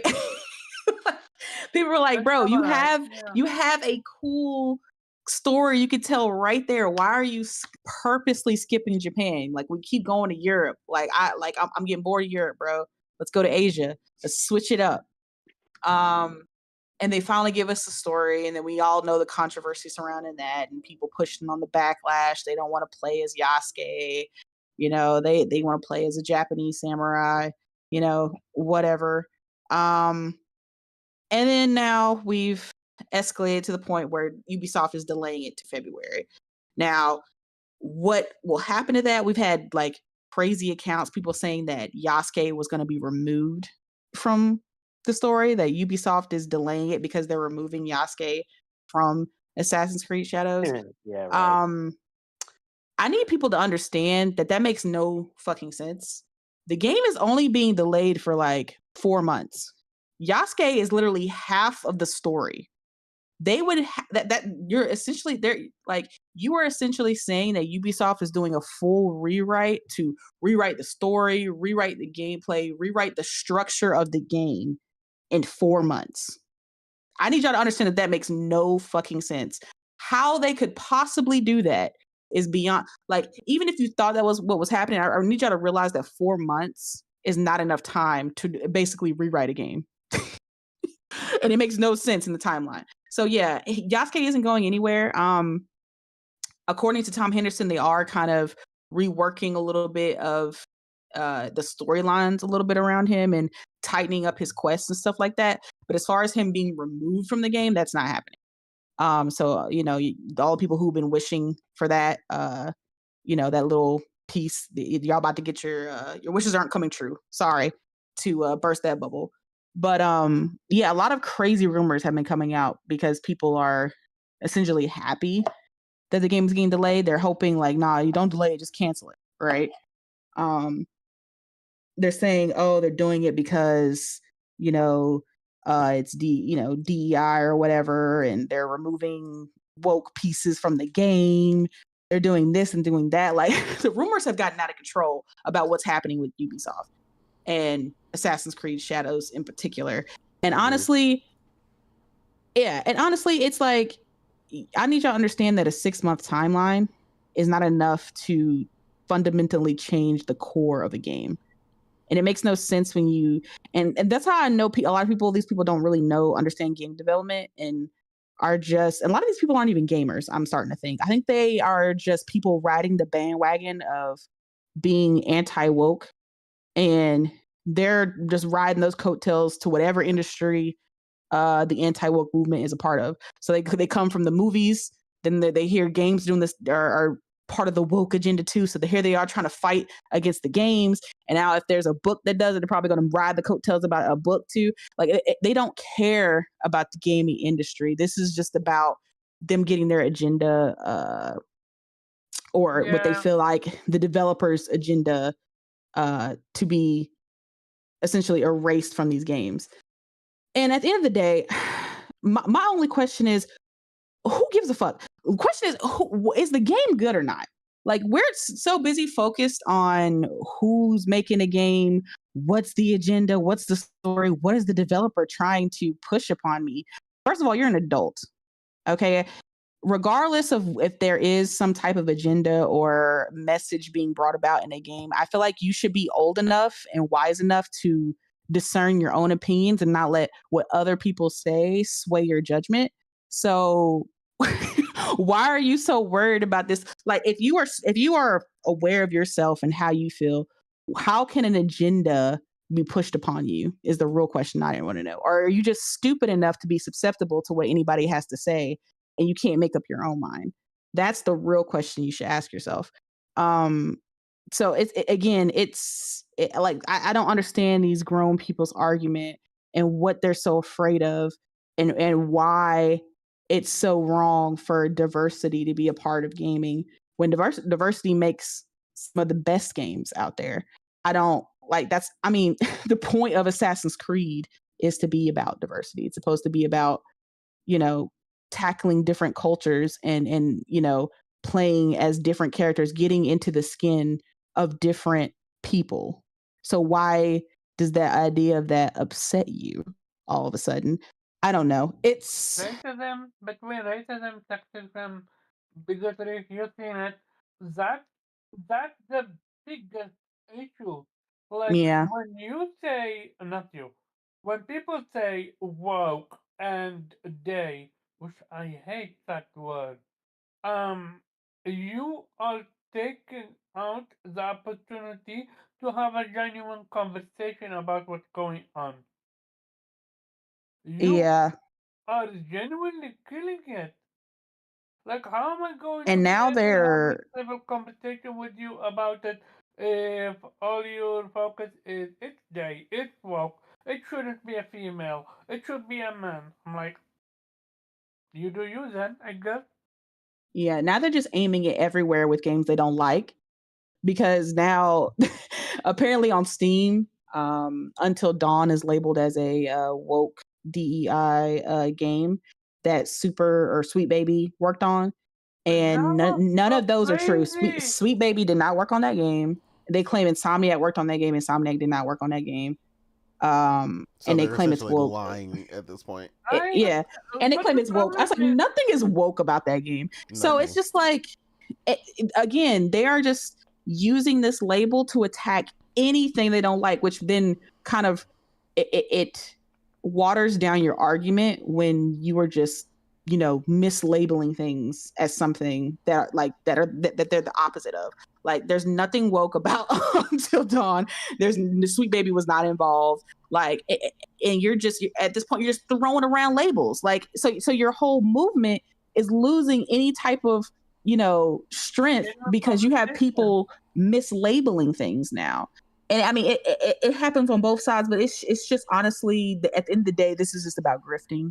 This is about pushing buttons at a time where, you know, a certain group of people feel like they're being, you know, treated like another group of people are actually treated like, and, you know, they don't like it.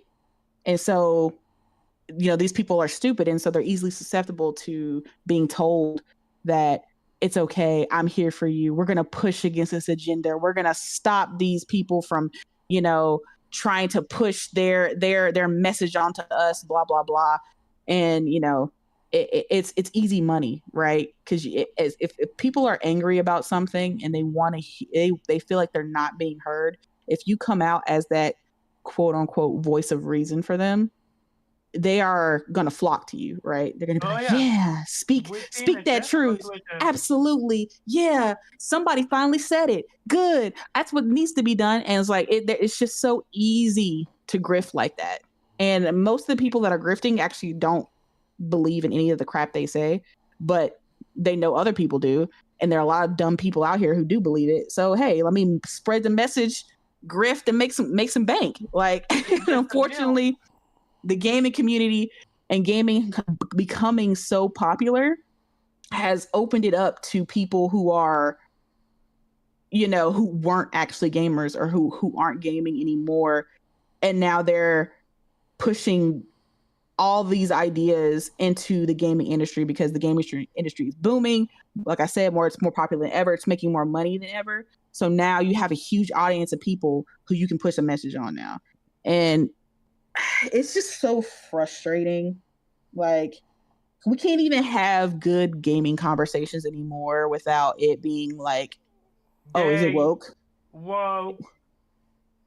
And I'm just like, bro, is the game good or not? Can we just have conversations of whether the actual game is good? Like, I don't care about none of that. Like, all this stuff y'all talking about, oh my God, they're giving us too many options. Oh, they're not giving us enough options. Oh, it's a woman here. Oh my God, it's not a white man here. Oh my God, they're trying to push this. I'm just like, bro, These cares? motherfuckers are now complaining that the reason why the Joker 2 is a failure is because it's woke. Facts. I did hear that.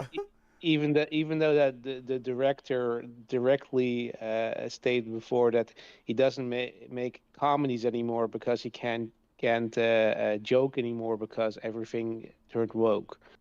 Exactly. So, because if this this was more of a story about Lady Gaga and not Joaquin Phoenix, the story would be, oh, see what happens when a woman leads. The movie's trash, but because it's Joaquin Phoenix, they can't really say nothing. They can't call it woke. They're just, oh my God, the movie's bad. But nobody's questioning whether, oh man, should we have another white lead in a movie because this game is trash?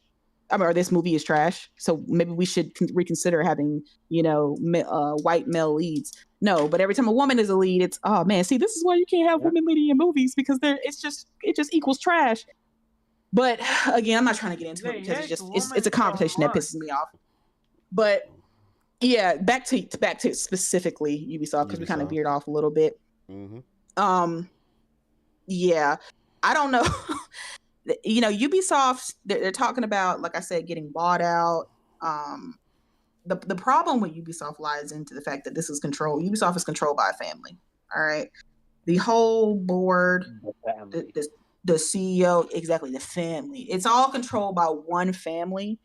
And this is why when they said they were doing this internal investigation to figure out what's going wrong at Ubisoft, I kind of had the same reaction I did when Microsoft announced that they're trying to, you know, see what's wrong, like why developers are skipping their platform. It's like, you're not going to find out anything that's wrong because you're all the people are in charge are related to each other. So they're not going to sit here and blame each other for it, right? They all got stake in the company. You know, they're all family. They're not going to be like, well, it's because of my uncle, or it's because of my aunt, or it's because of my grandpa, or it's because of my dad. No, they're not going to blame anybody. What they're going to do is they're going to blame the devs like they always do. They're going to blame their developers and be like, oh, you guys aren't working hard enough. Or they're going to blame what we already see. They're going to blame the customers. Oh, you guys aren't buying like you should be. You guys aren't supporting, blah, blah, blah, blah. They're never going to look at themselves. So that's why this having their own internal investigation is stupid. You need to get an outside source, right? An outside investigation company to come in and look at your financials and look at the way you run your company. You can't have your own people looking at it because you're not going to find the flaws in yourself. You're going to look everywhere else besides where the actual problem is. Because again, after this quote unquote investigation that they're doing, they're not going to find. They're going to come out with nothing. They're going to come out with stuff like, well, we conducted our investigation and we found that we just need to make our developers work harder. That's the problem. They're gonna come out with some stupid ass explanation as to why, or maybe we need to charge a little bit more, or we need to do this and that. It's gonna be solutions that aren't actual solutions. It's gonna be stuff that doesn't mess with their bottom line. It's gonna be stuff that doesn't hold them accountable. That's what these solutions are going to be. And it's going to be interesting to see what they have to say about this when they get done with this supposed investigation. Hello. But like I said, oh, hey, but Ubisoft is being controlled by this family. And that's why Ubisoft is run the way it is. It's run like people who are trying to keep their pockets close, trying to keep their pockets up, who don't care about anything but getting the company's bottom line up. That's it. That's how they run it. And until, honestly, Ubisoft just needs to sell themselves. Like they need to let go of this family and actually sell it to somebody who will do something with it. Not Tencent, okay?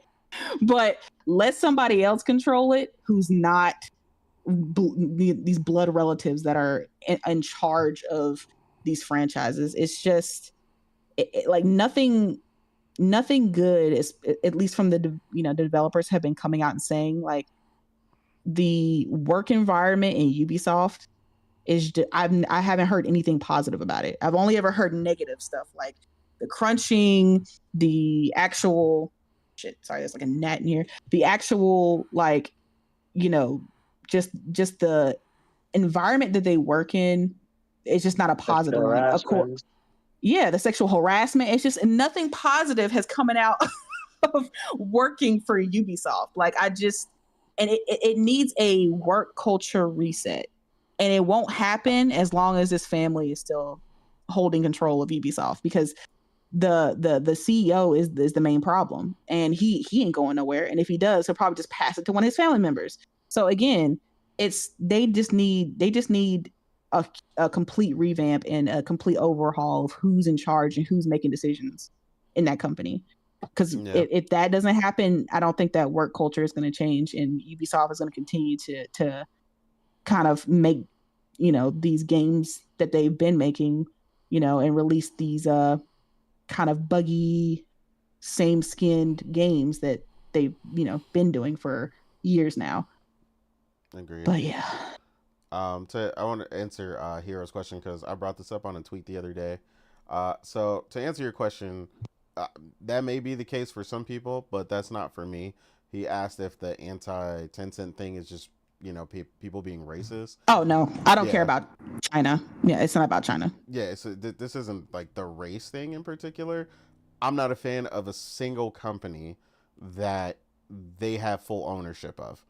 So I don't believe they have the capability to run the company in a way that is meaningful, that is going to continue to deliver the games that I personally love for dozens and dozens of years at this point. Ubisoft has given me tons of great games, despite what a lot of people may think, like I said, about Ubisoft themselves. They still deliver top quality games. that obviously still sell like crazy. You know, people talk all the smoke. You know, but you know, Far Cry still sells like crazy, so on and so forth. You know, I really just think they needed a moment of reflection. You know, after the Star Wars thing, like I said, it just seems like the team behind that was definitely really passionate. I mean, I watched a lot of stuff. It just seems like they made some, like I said, game design mistakes, and they're paying for it. That's what happens when you do that. And this is the importance of game design that I talk about a lot in a lot of things, because when you fundamentally design something in a way that is a large portion of people see as not fun or tedious, uh, you run into issues like this. But yeah, like I said, Tencent in general, like yeah, I don't want them having a controlling interest as far as like being able to make a full, you know, unrequited decisions for Ubisoft, because they none of their companies are even ran that way. So the majority of the places that they have majority ownership are full of microtransactions and a bunch of other stuff that I Yeah, personally a lot of don't mobile want. style games, and the Tencent kind of runs their games the way where they want those. Like you said, it's more microtransaction focused, money first type situation. They just want that recurring revenue, and you know, Assassin's Creed already kind of got that problem with these expansions that they keep selling, Mm-hmm. and I don't want that Yeah, to get worse under Tencent. Like, Exactly. I'm just not a fan because, like I said, they are really about microtransactions and you know, all the things that come with encompass that, and I just don't want that segment of Ubisoft's games to get even worse. They're already bad at pricing, right? People already had a full backlash of the pricing schemes, Oh you yeah, know, the one recently hundred with Star and Wars Outlaws, the $120, $119. Yeah. yeah, version. You get this, and that, and people were like, "That's way too much." And I feel like that just would just get worse under Tencent. Like it would not get better. Like the culture around Ubisoft would not change, and that's the main issue with Ubisoft. We need somebody who will change the way that they handle their game development and the way they handle, um, you know, the gaming environment that they have developers work on. And I don't think Tencent would fix that. Exactly. They okay, all they now care about is the question. bottom line. Isn't Tencent the same Tencent that had to shut down a lot of studios because of what you call it, a deal that didn't go through? That's not Embracer. Oh, that's That Embracer. was My bad. Embracer. Yeah, it's a different group. I always mix them up, sadly. Yeah, but my issue is that people underestimate how big Ubisoft is, and them getting them could result in something like Embracer. Yeah, You could see a lot of shutdowns in a lot of these other studios, and a lot of like, I mean, they have a massive ton of Ubisoft studios. Like people don't even really realize it. That's why I put out that image, that graphic that shows all the Ubisofts. Like they're just like Ubisoft France, Ubisoft, you know, Italy, Ubisoft, whatever. Like, it's Ubisoft, literally everything at this point. Um, another game Ubisoft game flop, which is Skull and Bones. If the rumor is to be true, this game costed them a billion. I mean, I don't think it costed them that Hey, much. apparently it's 11 years in development. I still don't think it costed them that, but yeah. I mean, I don't know. I haven't substantiated that claim, but I mean, regardless, they're supporting that game really well, which is something that Logic always points out. Regardless of whatever you want to say about them, when they put out a game, they stick with it. They support it. You know, people I do know some people that enjoy Skull and Bones, and they're getting a lot of support, and they're really enjoying the game. They're getting a lot of updates. Ubisoft will really, really support uh, certain games that they really want to, and that goes a lot further than a lot of other devs are definitely willing to for a lot of their personal games. Um, PlayStation. yeah, yeah, sometimes. Kind of Um, throw that dub in. but yeah, to another point that Thrifty was mentioning earlier, because he was saying they're using, you know, Yasuke being a historical character. Um, yeah, I mean, yeah, they definitely have to be as accurate. I think they need to be as accurate as they need to be historically, right? Like I said, the big thing people need to remember is that Assassin's Creed, like I was saying in the chat, is historical fiction.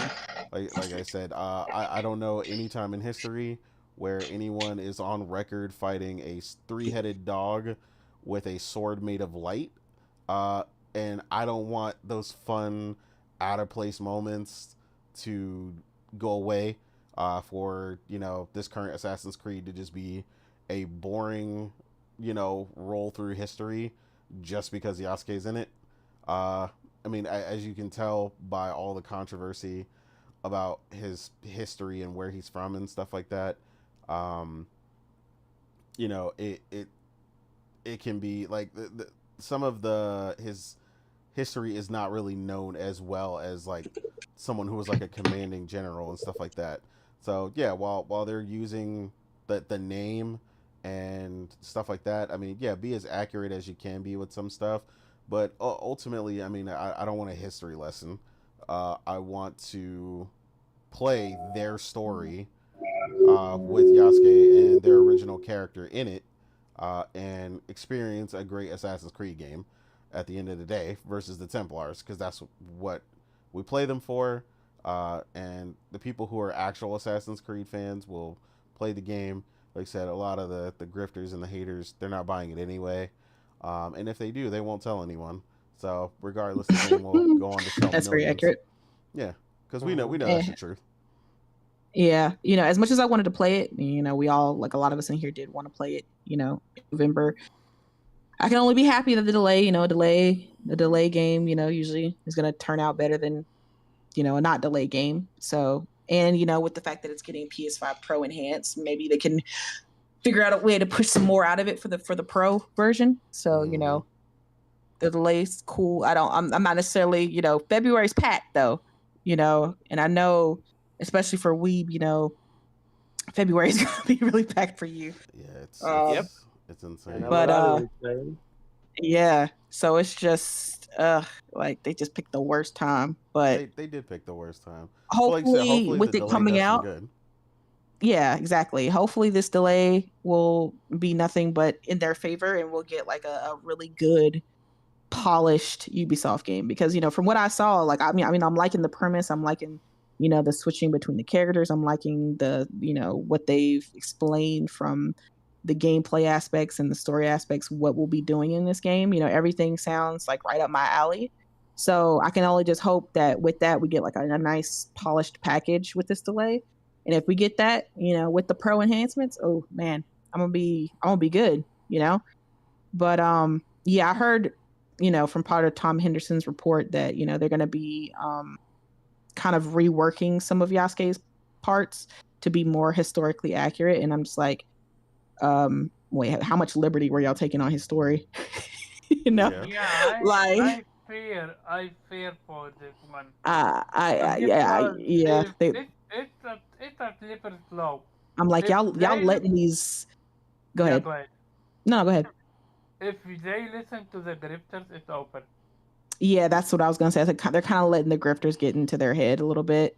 And tell them, yo, you're not doing this. This isn't historically accurate. He wasn't a samurai. You got to do this. You got to respect the lore. Blah blah blah blah. And I feel like again, they're like Omar saying, they're kind of allowing these grifters to get into their head. And they're like, okay, we'll kind of change some stuff. Like, regardless of whether you change stuff or not, they're like the dudes who are doing this, they weren't going to buy it regardless. So you're Exactly. not really helping anything. If anything, you're just kind of giving them more ammo to be like, see, yeah, they'll listen. They got to do this because we say so. Blah blah blah blah. Like, you can't please these dudes. I'm sorry, you can't. Like, unless you've reworked the game entirely and built the game as they want, you're not going to change their mind. They've already decided what they're going to do. Like, you trying to please them isn't going to do anything. Absolutely Right? But not. give them more ammo to talk shit. So I mean, I think they should just have left it alone with the Yasuke stuff. But Well, at the end of the day, to be fair, we did look at it, and they said specifically the team wanted Mhm. to address stuff that they noticed before that they were dealing with before the game's reveal. So it Oh, shouldn't okay. be anything pertaining to what people were saying afterwards. These were Mhm. things internally as to why they wanted the delay that, like I said, were prior to reveal. So thankfully it sounds like they're not letting them get to them, and they're just cleaning up some stuff that they wanted to be portrayed in a specific way. And now, because like you said, sadly, they're getting the delay for the wrong reasons, but at least they're Mhm. getting it, which will ultimately result in the right decision to create a better game. Yep. So yeah, Hey, this is the demo that I played, the game that I played the demo of, I think. I'm not sure. yeah, I But know you see it on screen. That's yeah, that's but Ravens Watch is what that is. So it's yeah, probably I not would what you say played. I would say that when come to what you call it, Ubisoft, besides the point that it's a slippery slope, nobody, this is such a bad movie, it's not even funny, but mostly it's also their own wrongdoing. What do I mean by that?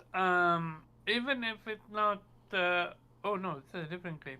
Even if it's not historically accurate, if you want to portray something, you gotta make sure that you know what you're talking about.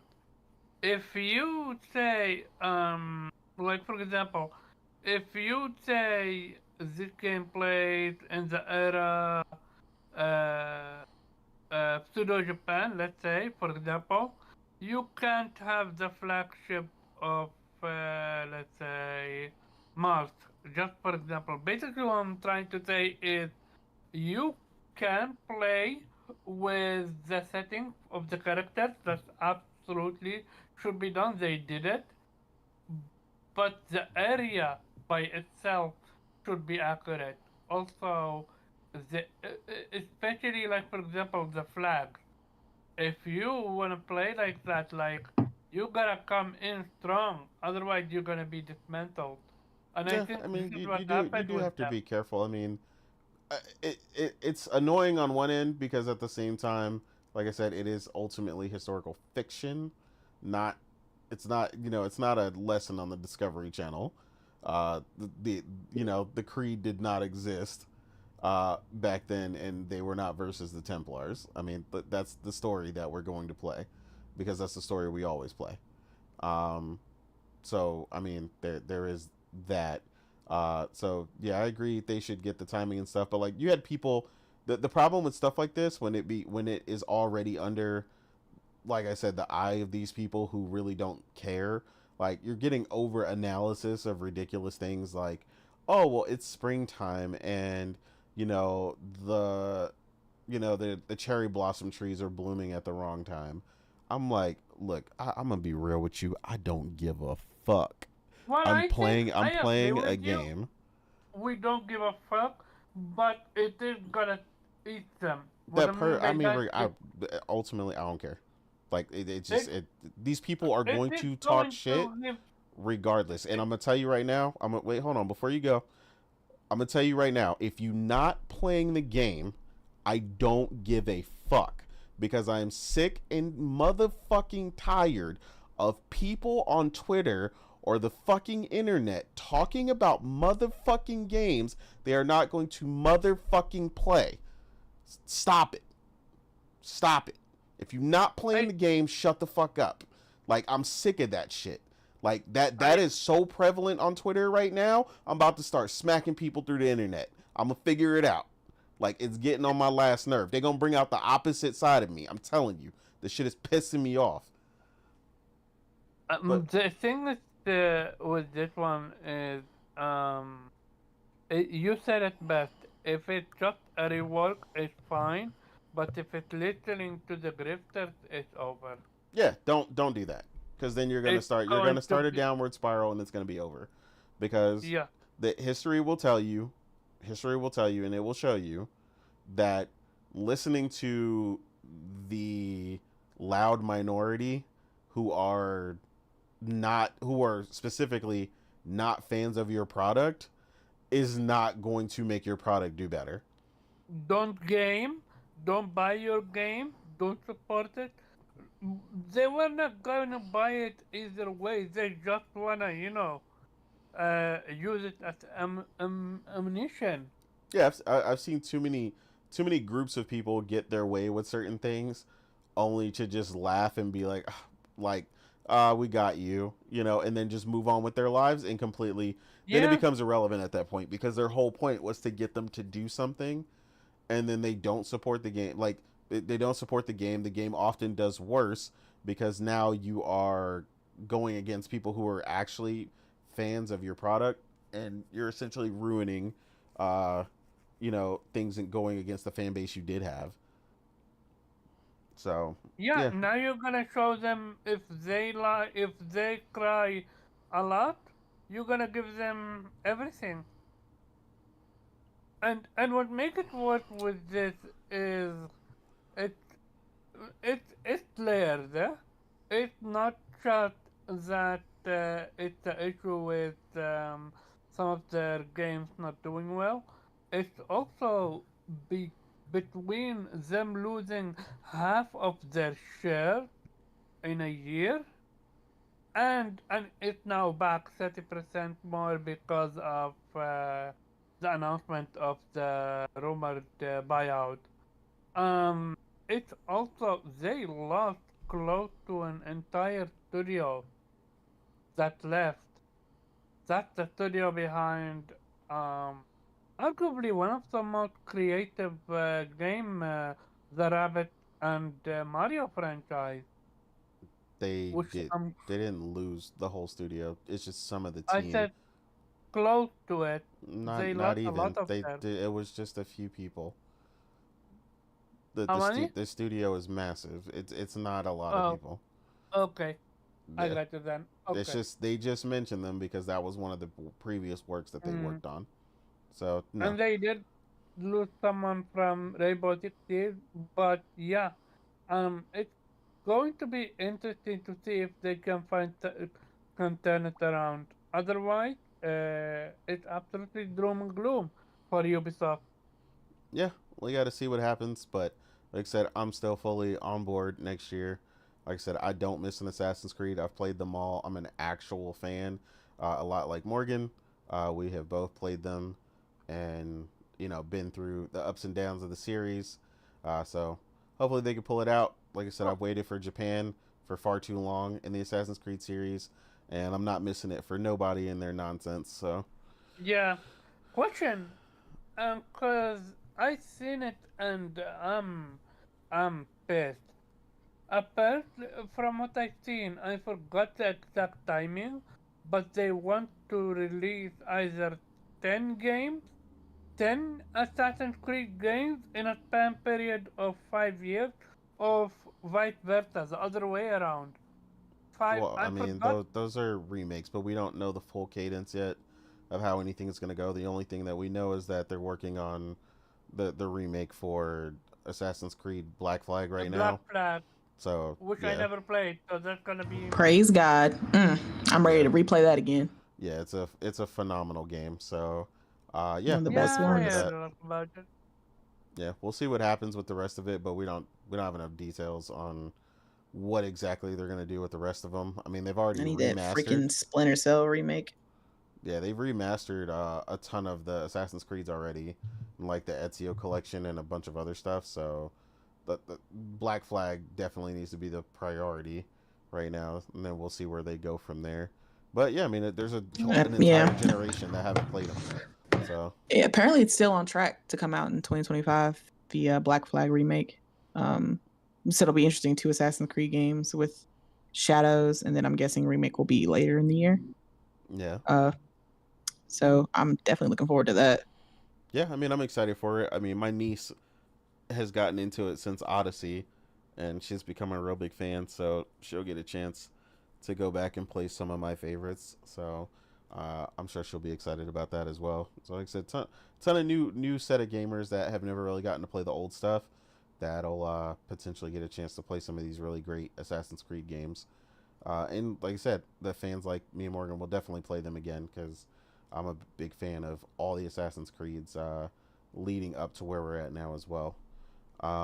But yeah, we will see what happens with Ubisoft. Like I said, hopefully they land on their feet. Like I said, I know it's a lot of haters out there, but Ubisoft does really good work. They're one of the last set of people out here that really still heavily focus on delivering great single player games. So I definitely don't want to see them on their way out, or being reduced to a microtransaction heavy gas studio. Um, in other news, we had, which everyone is aware of this at some point. Some people might have been asleep, depending on where you live, stuff like that. But last week we also had a network outage for PSN, which, honestly wasn't even out that long. It was like 3.5, 4 hours or something.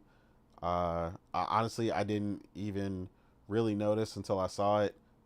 Morgan, same thing. Uh, we were both playing single player games. She didn't miss a beat. We literally played through the whole time.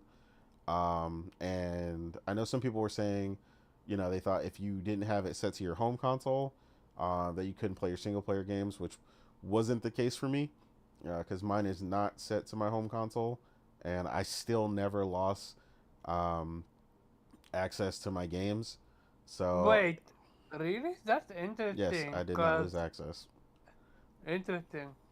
So yeah, I mean, I know you're supposed to, but to me, if it was completely offline, then I definitely would have, because it would give me the 15-minute warning, which I never Yeah, got. that's what I was Yeah, expecting.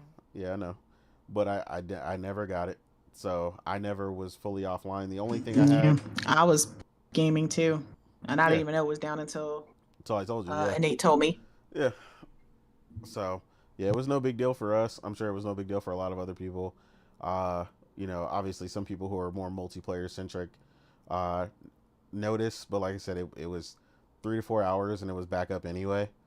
So it wasn't even out really that long. Um, Only thing that was missing for me was my friends list and the games news category. But yeah, shout out to PlayStation for getting it back up in a really timely manner, as well as correcting the game news error happening from the new UI update. Game news was spilling over to the background of some of the where the game art should have been, which was, I mean, honestly, it looked okay for some. Some it looked kind of weird because it looked like they had like too much going on. Um, but yeah, no changes were actually made. The correct thing was, it was just a bug, which is understandable because anybody who knows that UI implementation was brand new. So yeah, I mean, that's all it really was at the end of the day. They said most of us weren't even really affected. Um, I think like I said, some of you guys were definitely asleep when it happened. And then irony, of course, the Xbox delegation was, laughing and going crazy for about, all of that 10 minutes essentially, with, in social media time. Um, about how, PSN went down and, it's so funny and haha, and only for ironically the very next day for Xbox Live to go down. So yeah, you know what they say about karma and all that good stuff. So I thought that was hilarious. That the very next day, Xbox Live happened to go down. Literally, yeah. Yeah, the very next day. So also, if anybody wants to check, you can actually see the uptime if you just Google downtimes for each one, and you'll definitely see who goes down more, because a lot of people try to say like PSN is unstable and all this crazy stuff.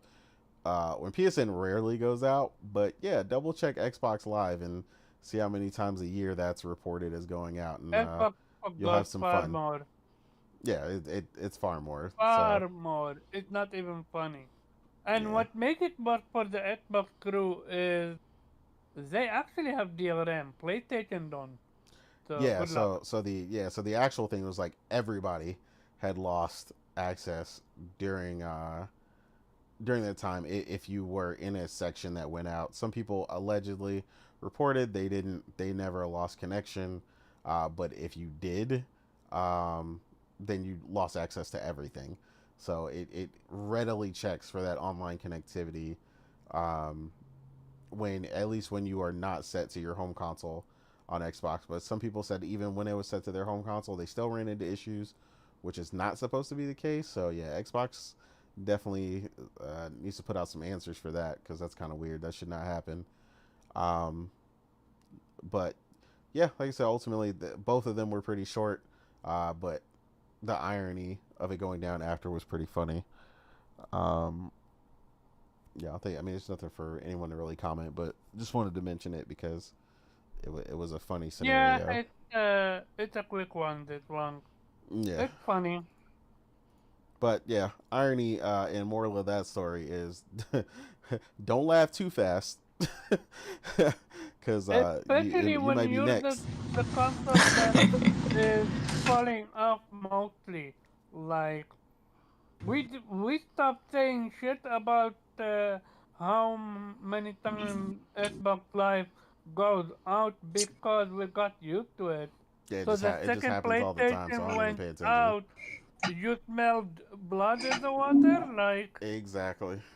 Yeah, there was a lot of memes put out, but There they was a got lot real of quiet memes. after Xbox Live went down. Mm-hmm. I was like, dang, y'all don't got that same energy no more. Yeah, Oh where man, all the what memes happened? at? Let's get funny, let you me know. tell you about something called Xbox Live DRM, and most of the time no internet connection. You wanna talk that game? We can. Yeah, yeah, they're definitely not ready for that conversation. But yeah, it is what it is. Um, then lastly, before we get out of here, uh, this one was something that Omar brought up. I don't think it's really, it hasn't really bared any fruit like that yet, but I mean, it's definitely improved. This was the Xbox and their newfound improved relationship with Square Enix, uh, where they're obviously trying to foster uh, that relationship now heavily because of their lack of titles from Square Enix.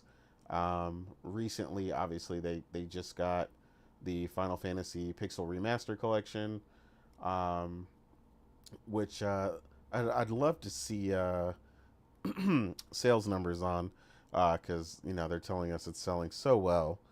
So I'd love for them to share those numbers with us, which we'll probably never get, uh, but that would be nice. But yeah, I mean, ultimately, it seems like Xbox is at least trying harder. Like I said, not just with Square Enix in particular. I think more so it's, you know, their overall Japanese presence. I still don't really think it's gonna matter. Uh, you know, Nintendo, and you know, if kind of run things, and if people are looking for a current generation console, they're usually gonna go with PlayStation. But yeah, they're definitely trying to up their efforts um, with Square Enix and garner some other games as well as some other publishers. Obviously, they're still missing a slew of games um, from on the Xbox side. Falcom specifically doesn't typically release their games uh, on Xbox at all. Obviously, we just recently talked about Earth Defense Force 6 being a console exclusive for PlayStation. So there's still a ton of games out there from a lot of developers that do not. But yeah, I don't know if you wanted to comment on it more, Omar, or what else you wanted to say about it. Mm, so for me, I thought we had a conversation with VCP about it. And the interesting part is we came into why they might not be able to get uh, 16 that quick. It's because PlayStation was actually actively involved with the development. So it will be interesting if they're gonna be able to get that one at all, if any. You said who was involved in what development? PlayStation was involved with the Final Fantasy 16. Oh yeah, yeah. I mean, they were heavily. I mean, they always send out Yeah. the team and So the ex dev team and stuff like that are in the they're in the credits. So so it's gonna be interesting if Microsoft ever gonna get 16, unless it's after remake. I mean, the third for 7 comes out, and then PlayStation is like, okay, you can just have it all now completely. yeah, Which, yeah, it's going to be interesting. But other than that, I do look. I get it, the Me Too and the whole thing, but I'm genuinely perplexed with Xbox.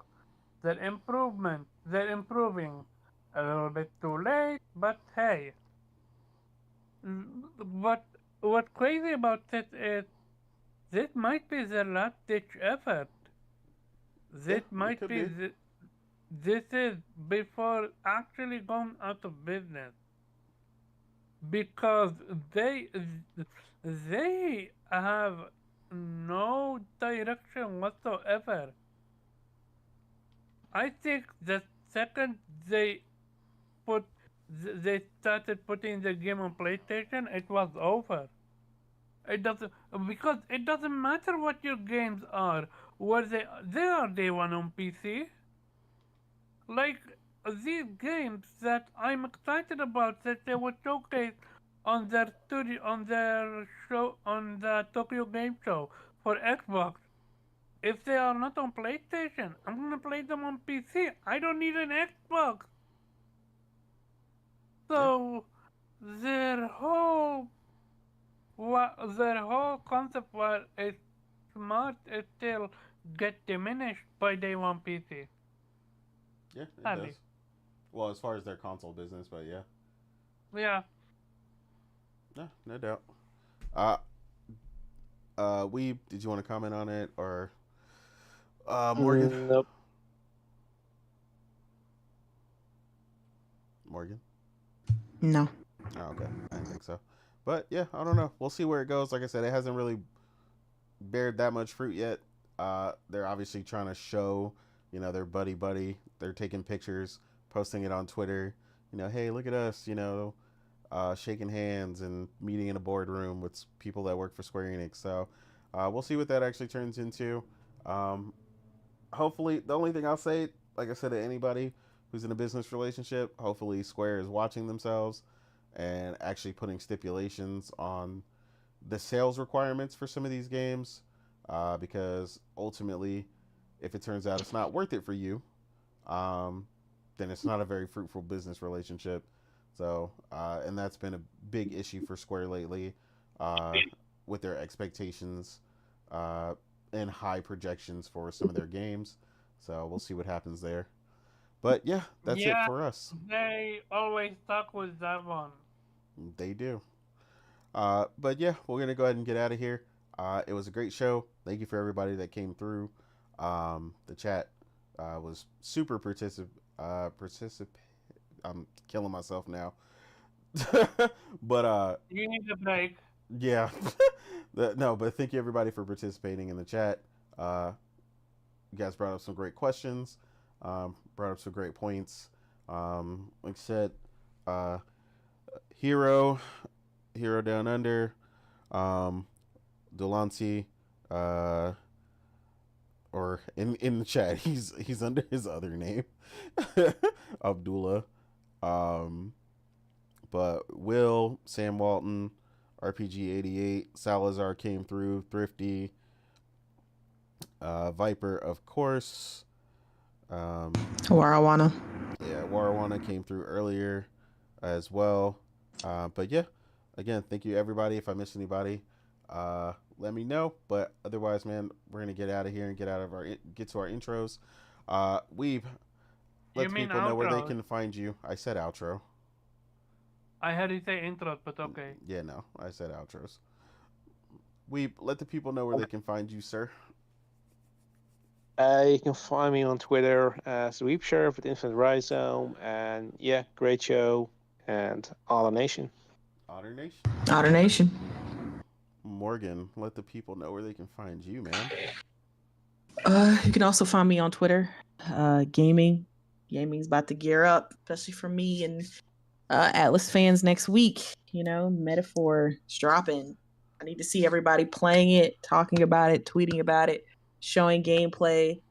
Especially Xbox fans, I want to see y'all buying it, talking about it, gameplay clips, all that stuff. All right. Y'all say y'all want Japanese games, so let's see if you can give them some support. Absolutely. But yeah, you know, we're just gonna be gaming. We're gonna keep it gaming always. And yeah, see you guys next week. Otter Nation. Otter Nation. Otter donation it is. All right, and last but not least, Omar, let the people know where they can find you. Okay, so first of all, what a day! Great, amazing day. Shout out to everyone that came through. Hit that like button, share the stream out. You can find me on Carb_Chub on Twitter and Otter Vitamin G podcast every Monday, 8 p.m. Eastern time. Look forward to Metaphor. This could be game of the year even. Absolutely. Only time will tell. Yep. And as for me, I am your host, Innate, or known as the Real Innate on Twitter. Again, you can find me gaming. Hopefully, I can find y'all gaming. I don't believe it. I mean, that's what we hear, you know, but they can come through, check out the screenshots I'm frequently posting and talking about games in detail, unlike some podcasters. But, you know, we don't got to name any names. But yeah, hopefully you guys are enjoying it as well. Like Morgan said, shout out to everybody who's an Atlas fan. It's about to be amazing. I cannot wait. Shout out to everybody who's a DBZ fan. They're about to have a lot of fun too. A lot of Dragon Ball sparking Zero fans going crazy in the streets. Some people are apparently And getting their even the collector's Silent editions. Hill fans. Yeah, that's also, coming. they also exist. I think. I'm not sure. Apparently, Silent Hill fans are upset because the game is actually good and they can't complain anymore. Hey. They can't live in misery of being a Silent Hill fan, which Right. they're that type of fan base. You know, they like having the ability to complain, and now they can't. Yeah. Now Konami has provided them a good game, and now they don't know what to do with themselves. Apparently, right. Hopefully, it's a sign of good things to come from Konami now that they're back in the game. You know. Yeah, very surprised, happily surprised. Blooper actually pulled it off. I was definitely one of those people who did not think they were going to do well, but yeah, I didn't think so either. I'm gonna be real. Looks like they proved me wrong, Yeah. and that's the kind of thing I like to be proved wrong about. Absolutely. Yeah, Blooper shocked a lot of people, not gonna lie, including myself. So I'm excited to see if they pull with this one off. Who knows? Maybe Silent Hill Re or F, the one with the flowers. It's gonna be something special. Yeah, potentially. Could be. But yeah, with that, we're gonna go ahead and get out of here. As we always say, shout out to Kay, Mama back on them roads working hard. And with that, Otter Nation, we out.